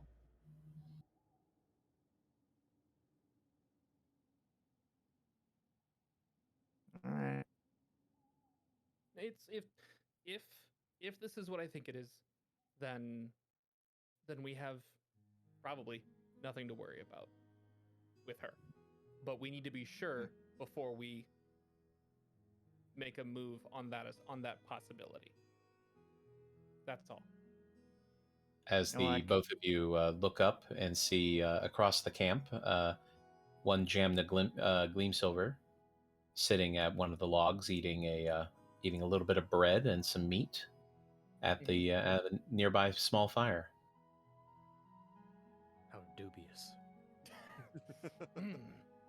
Eating bread and meat, how suspicious. Oh my gosh. You should be eating meat and bread instead. She's got the order all wrong. Cassidy kind of like sighs a little bit. You know, I came into all this accidentally rooting out some misrepresentations. I don't particularly enjoy having more hanging over my head. No, I fully understand. I will tell you tonight. I will tell you everything I know tonight. Promise. If you're going to tell her, then you need to tell Crick. Crick just turns his head after looking off into the field for a second. Sorry, what? Oh, I thought this was after. I thought, I said I was waiting until Crick left. No. I'm joking. Sorry. Okay, don't just. Crick is. What's Crick's stealth roll? He just like appears behind you. Hello. Hello. Don't pull an Eldrath on us. Damn it, not again.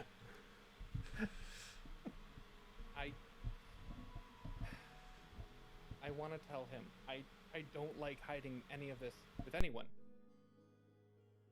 But it's one of those things where right now the fewer people know, probably the better. Cassidy has proved herself more than trustworthy. She's part of the team. And she deserves that right of knowing what we're doing. At that, Cassidy just smiles gently. Well, yeah, I mean, kind of have to be in the know to be able to lend protections where I can. I understand if you all got your personal things that you want to keep tied to your vest. But if it's going to be something that's going to endanger people, I need to know. Yeah, and when we've got some alone time, we've got the privacy tonight, I will tell you. I don't think we have enough time right now during lunch to no tell the whole story. Let's do it. Let's meet somewhere and take care of it real quick after people have gone off. Tonight. Yeah, I promise. You have been with us long enough. I think you, assuming there's no objection from the rest of the party. And at that, Cassidy just like immediately eyes Eldrath. If you won't tell him, then I will.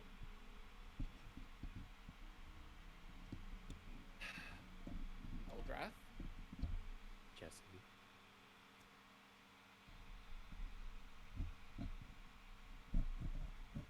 How is anything you said about Cassidy not the same for him?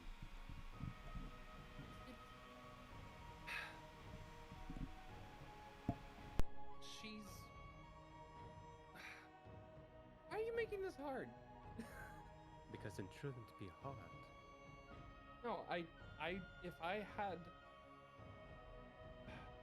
I will think about telling him.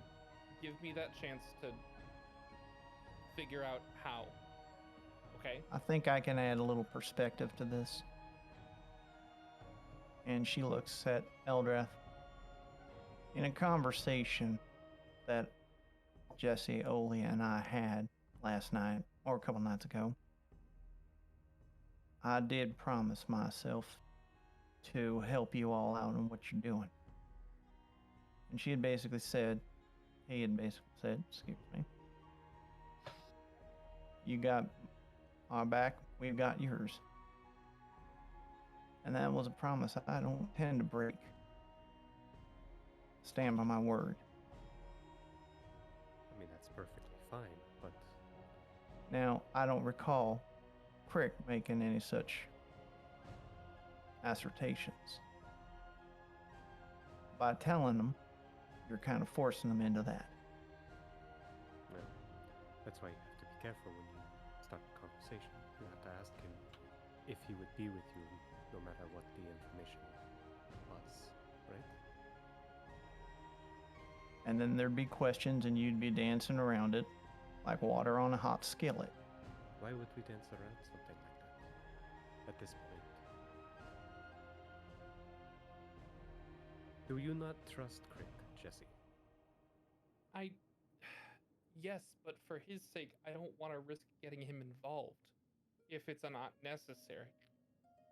Now, if our, and she uses big air quotes for this, friends decide they want to make a move that risks him or anyone else in the caravan, then that truth may come out on its own. But I don't want to unnecessarily involve him. He hasn't made that same decision that we have to do this. He's just doing his job. And to involve him unnecessarily would be just an unneeded risk.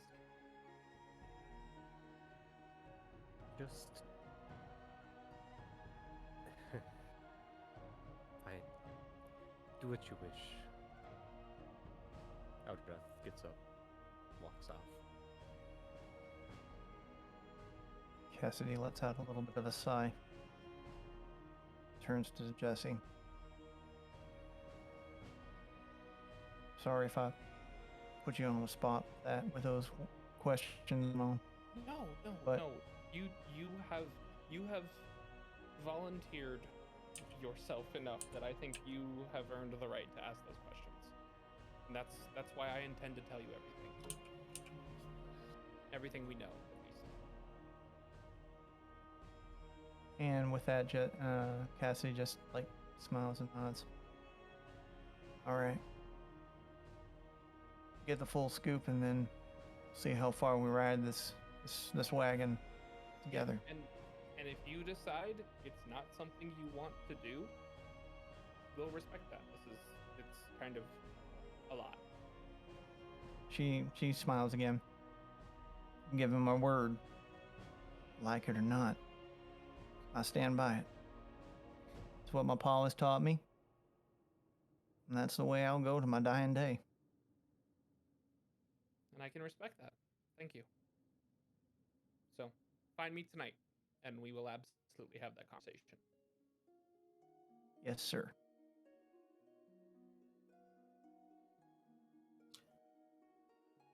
As everybody finishes up their lunch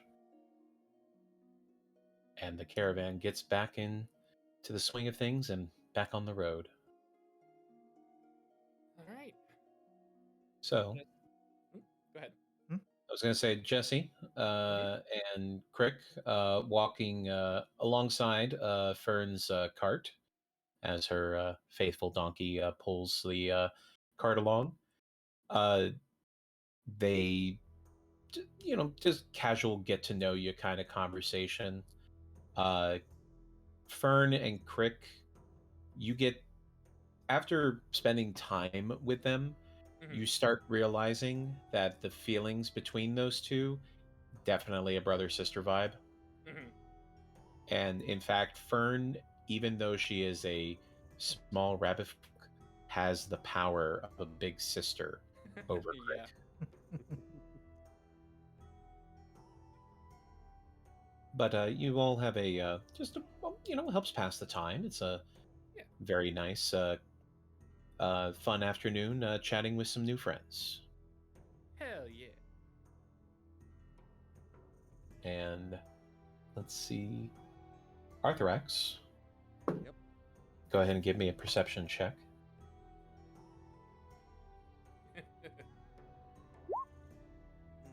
Uh-oh. That's not good.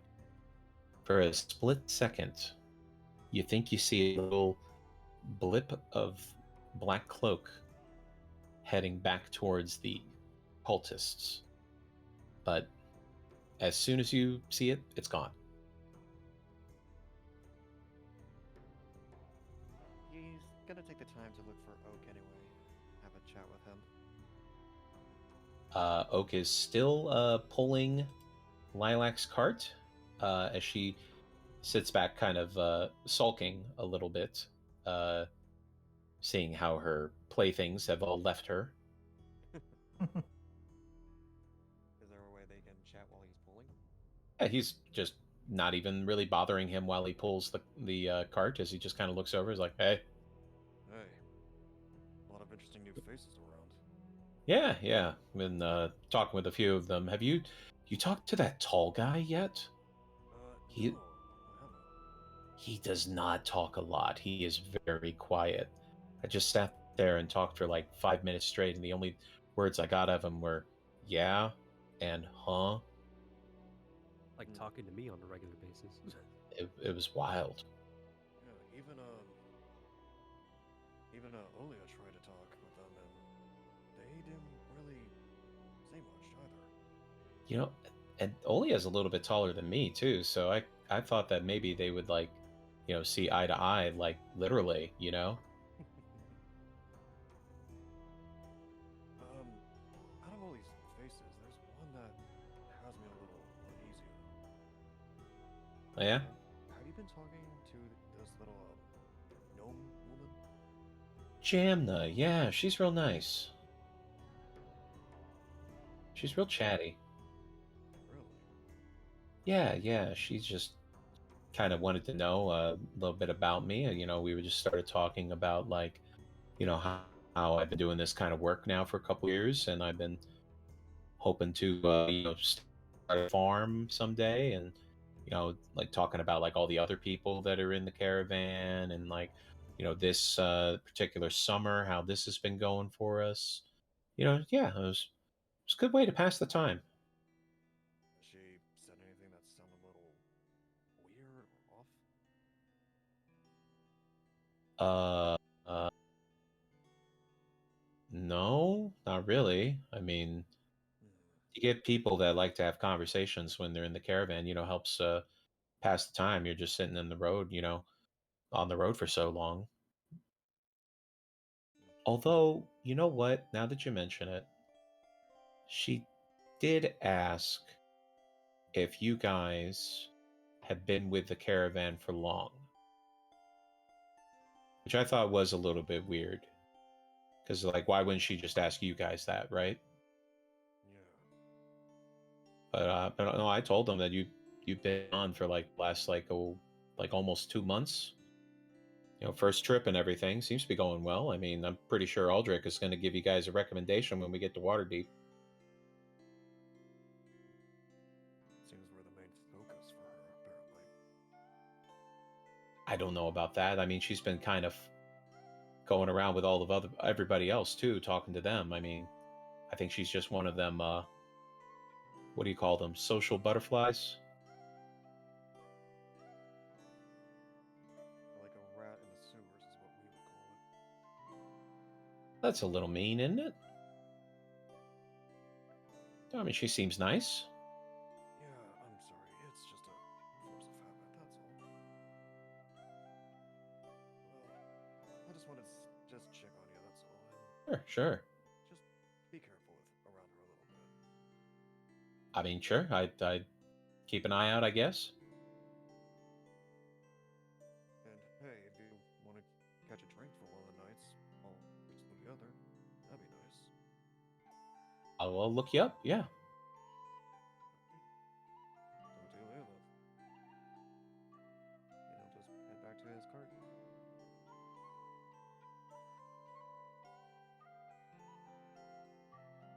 So as the rest of the day progresses, making good time through the fields, a little bit flatter, so you don't have to worry too much about any real changes in elevation or anything like that. As you reach the next campsite and settle down for the evening,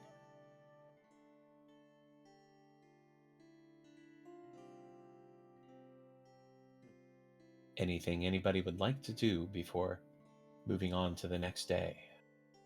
Yes. Yeah. There's a very important conversation to be had. Mhm. All right. So I think if anyone else wishes to come with that's part of the party, I suppose they are welcome to. I'll drop But- roll. Arthur, Okay. go with good in hand. Guess we will just look for a quiet place to not be eavesdropped upon. Olia and Cassidy, what would they be doing at this point? Oh, Cassidy's joining this little. Yeah. Cassidy's the one I'm intending to have this conversation with. This was the Alright. conversation that Jesse and Cassidy were going to have that night. I'm here for All right. So, I'm here for the fun. all right. Team huddle it is. All right. Yeah. Team. So as everybody settles down and gets some food, and you all group together off towards the side, away from everybody else. May I use my keen smell to detect any other nearby entities? Sure thing. Go ahead and roll perception with advantage. Yeah. Cassidy and Hopalong will give Double it a go too. 18s. Let's go. Let's see. Perception. And Hopalong. Oh. Oh. Not today. I didn't oil his ears. But His it's gonna be at sensors are disadvantage. in need of tweaking. Yes, Eldrath, you were at disadvantage. I still got it. Still got Still got it. Got what? I don't remember. Of course. All right. Anybody else? I'm eating. My perception's not active at the moment. Okay. I mean, Nom time. I mean, I might as well. As you all look around and Hey, Nice. I'm very aware. Very good. Feeling As much you- better than the other morning. Mm-hmm. as Olia looks about the camp, just kind of mimicking what everybody else is doing, realizing, oh, I should probably look around too. Yes. And as you are moving your eyes across, you can spy what you think is a little cloaked figure off in the distance, kind of looking over in your direction. Oh, I think there's something like cloaked looking at me. Does anybody else see As it? they see you looking at them, they stand up straight and start walking off in the other direction away from you. Okay.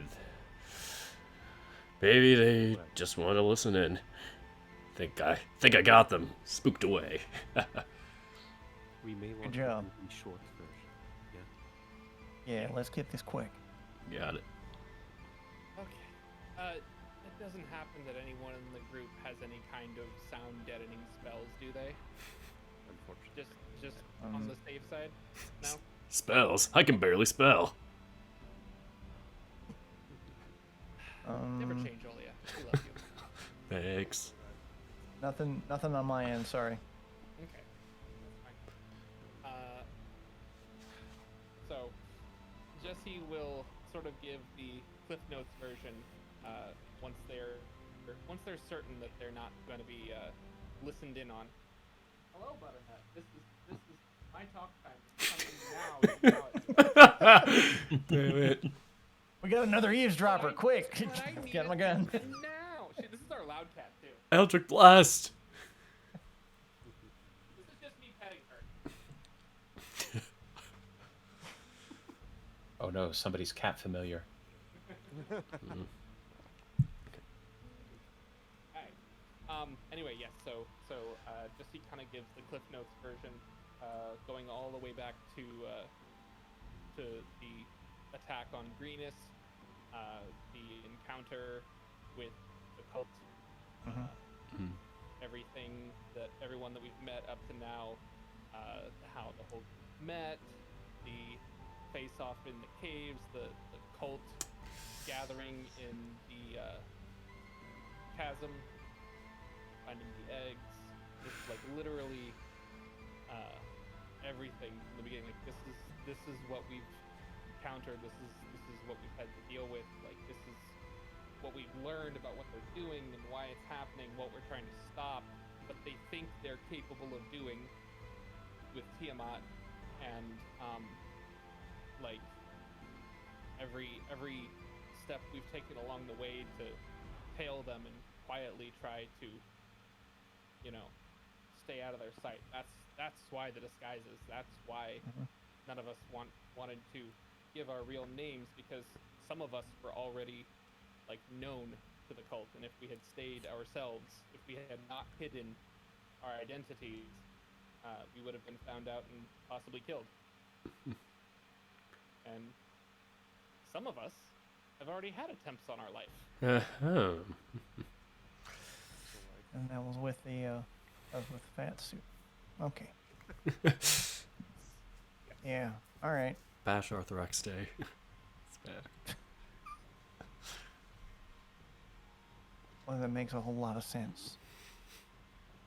I'm sorry we couldn't have told you this sooner, but No. I to be frank, if you had like worded all this out like on the first or second day, I'd be more suspicious. But appreciate that. that is why we are here, why we are doing what we're doing. So, I ain't Like- gonna like I lie, said that's a earlier. big heaping mouthful.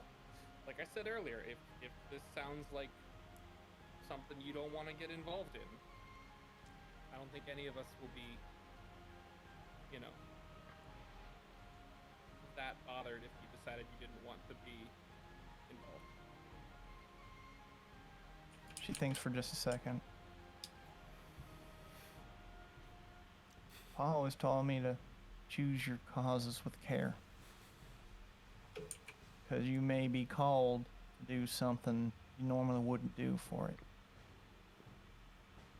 I have my own causes, my own personal vendettas.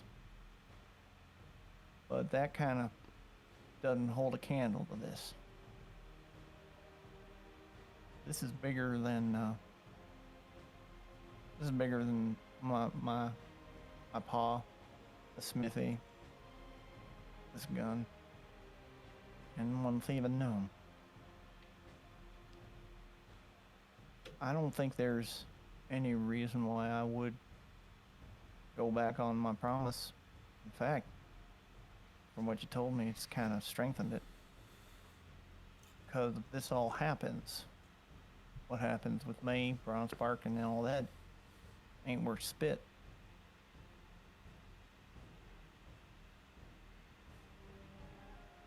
I appreciate your honesty. And, you got my gun. And everything else that comes with it. Sadly, that may mean a little bit of extra baggage with respect to when we find that little thieving shit. But like I said, and like you said, you got my back, I got yours. Hell yeah. Oh, yeah. Welcome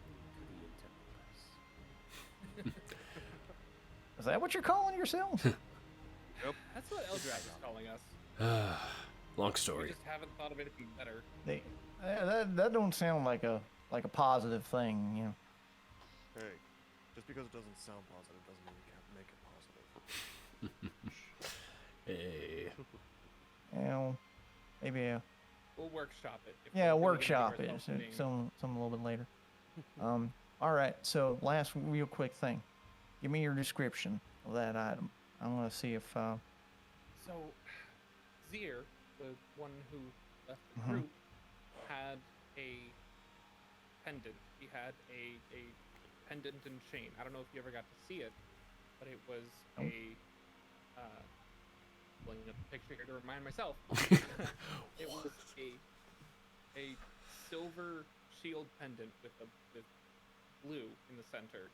so. Basically, as Jesse is describing this, Cassidy is taking out like a little like metal cube, and taking out her tinker's tools and just basically like speed, like programming in some things, like scratching in some runes, tweaking some joints and things like that, twisting around in the emitter, and basically as she keeps describing it, this little image basically comes up on one of the facets of the cube. And how close can I get it to look like that, Dana? Go ahead and make a. This I will say. Roll a d20, add your intelligence and your proficiency with the tinker tools. All right, so that would be. I'm just going to roll a history check, which is a +7. It's the same thing. Okay.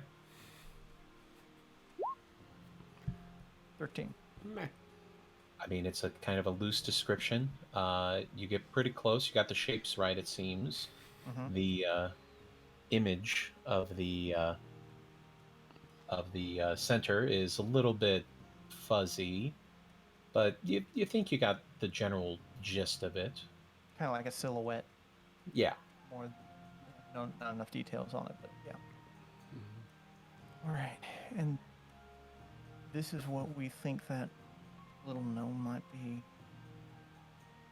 sporting If- around. Something like that. If it is that shape in silver and blue, we can probably trust her. Because that All right. that sigil, that shape, that crest has to do with what Zier believed in and what Zier was trying to achieve. And if they are the same, then Zier's group may be the mutual friend they spoke of. But we don't want Alright. to. But we don't want to. be Open the first door. ones- Yeah, we don't want to be the first ones to show our hands. So, that's Well- why I asked for it. So if anyone else happens to see it and can confirm one way or another, then that would be handy. Well, we can convince her that she needs to be upfront with this. Doesn't sound like she'd be used to that kind of thing. But if she wants to make the first move, maybe there's something to it. I don't feel like volunteering much to her, but we'll just have to see what comes of it. Well, But, according to Hook, hmm? I wish I could ask her why. And the strangest question that's been might have been Purika's involvement was.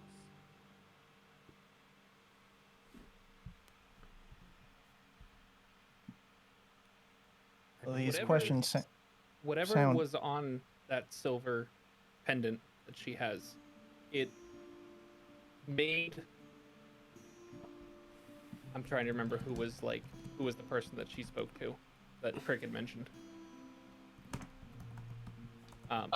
Said that she had spoken with one of the new merchants, probably the drow. Okay. I mean, whatever is on that pendant, it gave her pretty good rep with who she was talking to. So it may be important that we figure out what that pendant has, what it is. So that's what I'm thinking. If anyone has any other ideas, I'm open to them. But that's the best hunch I have to go on right now.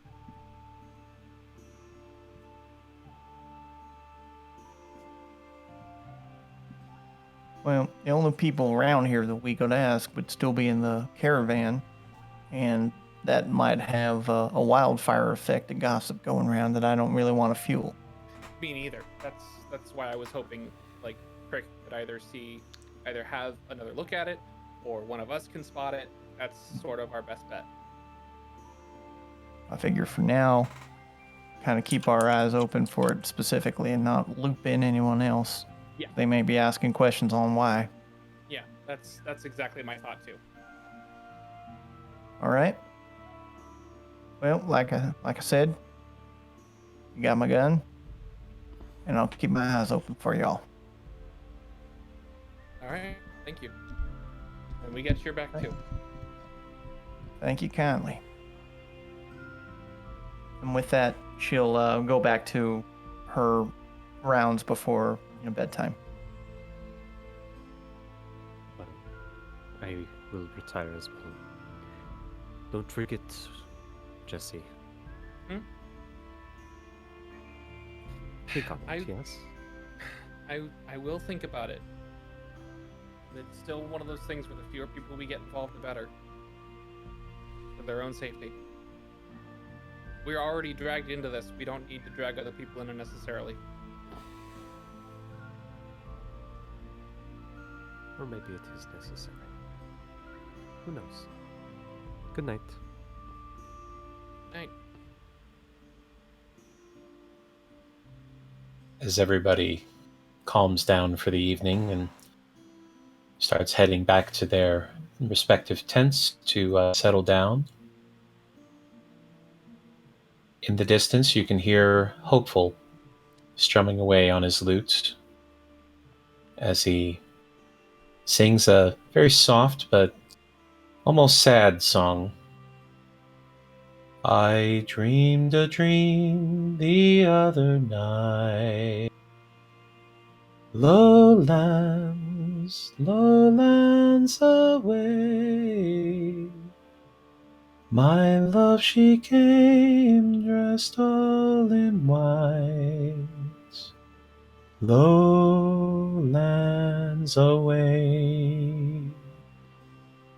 As his voice carries over the whole of the camp, and people can't help but find themselves settling down and listening to the lyrics, thinking of those who had come before and those who had been left behind, and several people find themselves with a bit of a damp eye as he comes to an end and bows at the center of the camp to a smattering of applause before heading back to the wagon.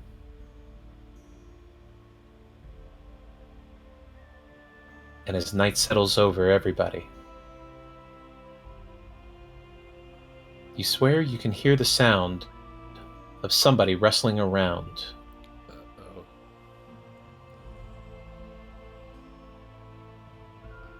Let's go ahead and have Cassidy roll a perception check as you're doing your rounds.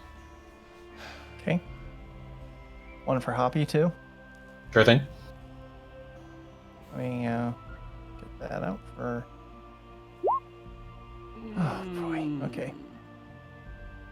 Come on, Hoppy, save me. Along to the rescue. Hop. Hoppy. Yeah. Oh, boy, look at him go. Woo. I love my buddy. As Hopalong's ears pop up and rotate ever so slightly, and then it zeroes in off to the right.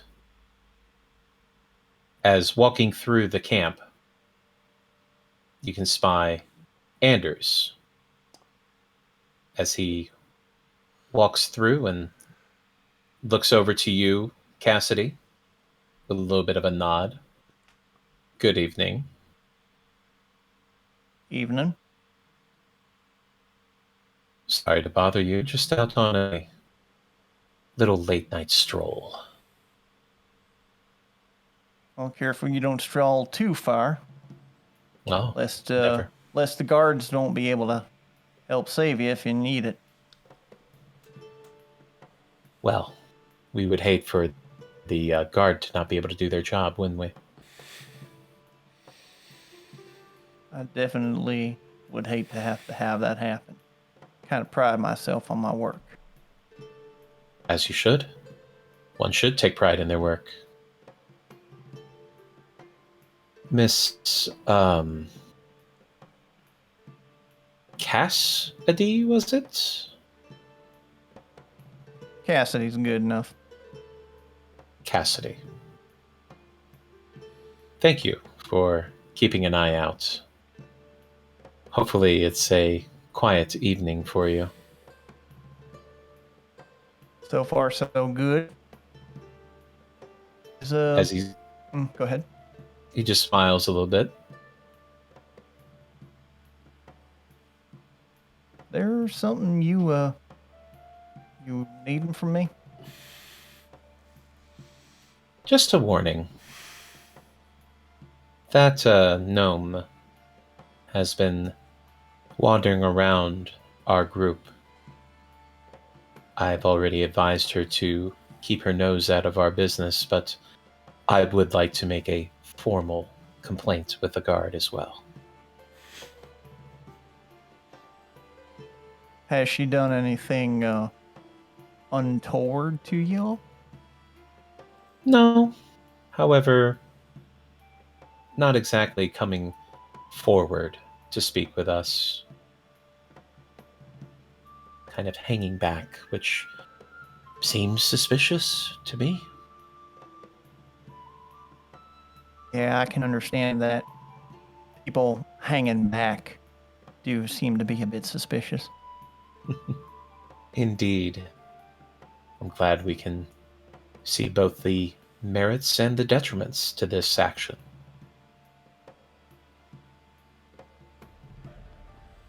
But as I've said, I've made my formal complaint.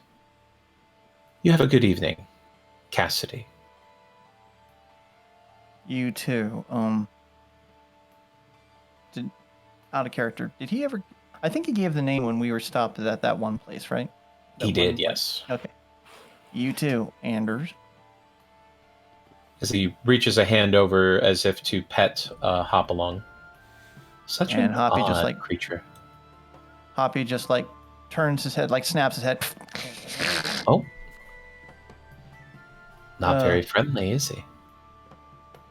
Not to strangers sometimes. Best keep your hands to yourself on that. I don't relish the idea of having somebody losing a finger. I would not want to experience that as well. Well, I've taken up enough of your time. Thank you. Have a pleasant evening. She just nods. As Goes he back to. wanders away back towards the other cultists.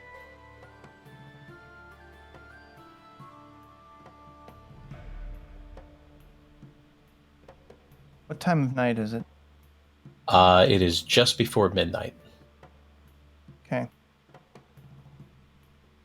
Would anybody be up and around about this time? Depends on your party members. Eldrath's still awake, but he's in his tent. Arthrax does feel a little uneasy. Tends to get up to walk around. Clears out a bit. If Cassidy can see Arthrax, she'll lope on over to him. And she'll look around and see if Anders or anybody else from the cultists camp locking eyes to her or to Arthrax. At this moment, no. Just the two of you out in the evening air here. Hey, Arthur. Just had Anders pay me a visit. Here's that gnome. It's been getting under their skin. Wanted to lodge a formal complaint, but seems like she's sticking her nose in their business and ours. That there might be a link that we don't want to follow right now. Don't want to get mired up in any more antagonism. He crosses his arms and pitched lower to a whisper.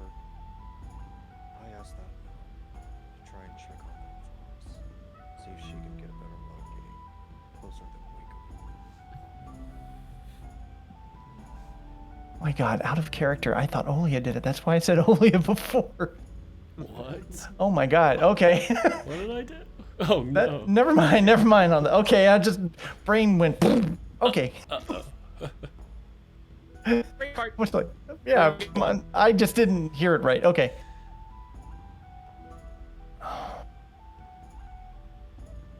I think they've got their sights on her. Good. That means less on us. But if she's asking around on us too, I think there's a reason that Anders may have come to me specifically to lodge the complaint. He called it a warning.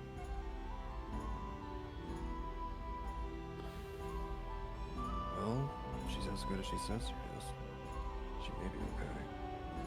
Plus, I'm just saying, we may not be. By association. so we'll cross that bridge when we get there. Yeah. I'll go through the motions of it all. But I figure somebody else needed to know just in case that complaint got a little bit more forceful for me. Will they try anything like they did last time? I have my dagger on hand. Every time I'm sleeping. And I got Hopalong. They ain't gonna sneak up on me. But I can't protect everyone. Knowledge is the first level of protection. Ain't that the truth? You have a good night. Yes, I'm gonna finish up my rounds and get to sleep. And he'll nod and just start walking away just to walk around for a bit. As everybody settles down for the night, a certain tension comes over the camp of new characters, new players, new intrigue and mystique. I'm wondering, who are you able to trust? And that's where we're going to end it for the night. There we go. Suspicion and intrigue. I was waiting for some sort of battle to commence. It's like, any minute now. I was like, Any minute. there's gonna be an attack. There seems to be some tension building, yes. Next time, Yes. guns blazing. Oh my goodness, I have 9 viewers at the moment. Hello everybody. Hi. Hello. While we have everyone I- still here, I need to make a quick announcement. For the next session, unfortunately, I would be out of town, so Dana's gonna have to figure out what to do with Arthrax for that time. Yep. We will discuss that over the coming weeks here and determine how we will move forward. I'll make a announcement shortly once we figure it all out. Okie dokie. All right. Alright. Figured to let you guys know. Who knows? But thank you, everybody. Happy everybody came out tonight, and thank you to all my players. Love you all. Alright. Thank you, Dana. Yeah. Oh, you're Sorry for the half scare earlier, by the way, Dana. It's okay. Um, I'm used to it at this point. For context to everyone else, I had made plans to hang out with a friend today, forgetting about D&D, and literally, ADHD, man, it's a killer. I was on my way to my friend's place when I saw the alert for the tweet that mentioned all of us that there was D&D tonight. I literally had to pull off the highway and like panic message Dana. My first question was, so how important is Jessica to today's session? Oh, no. Then I like simultaneously I was also working with my friend to be like, so how late would I be staying anyway? Because I realized I have D&D. And I mean, it worked out. We still, because I was early enough in the day, I still got to spend like 6 hours at his place. So it was all good. And that's why I was a few minutes late, because I was getting home from that and traffic was a bitch. Rad. All good. I like to think that you were like driving along and you just like look up and you see the D&D signal like in the sky, Just a like the D20 bat in the signal. sky. It's like- Basically, it actually came in on my smartwatch. So I got the vibration and I happened to glance at it. I see it was Dana tweeting. Did you look down and you were like, I read you, Zordon? Mr. Wolf, you have a mission. Danger, Will Wolfenson. Y'all have a good night. But everybody, you have a great night. Yeah, Yep. have a Take good care Good of night. night, everyone. yourselves. Thanks a lot. Yeah. And let's see everybody off here. I gotta get everybody going too off of my end. Alright, so that's gonna conclude it for tonight. I'm gonna do a very short and brief goodbye because I am kind of around that dinner time and it's like kind of a mix of hunger and tiredness, yeah. Excuse me. Alright, so thank you all so much for watching, and until next time, take care, folks.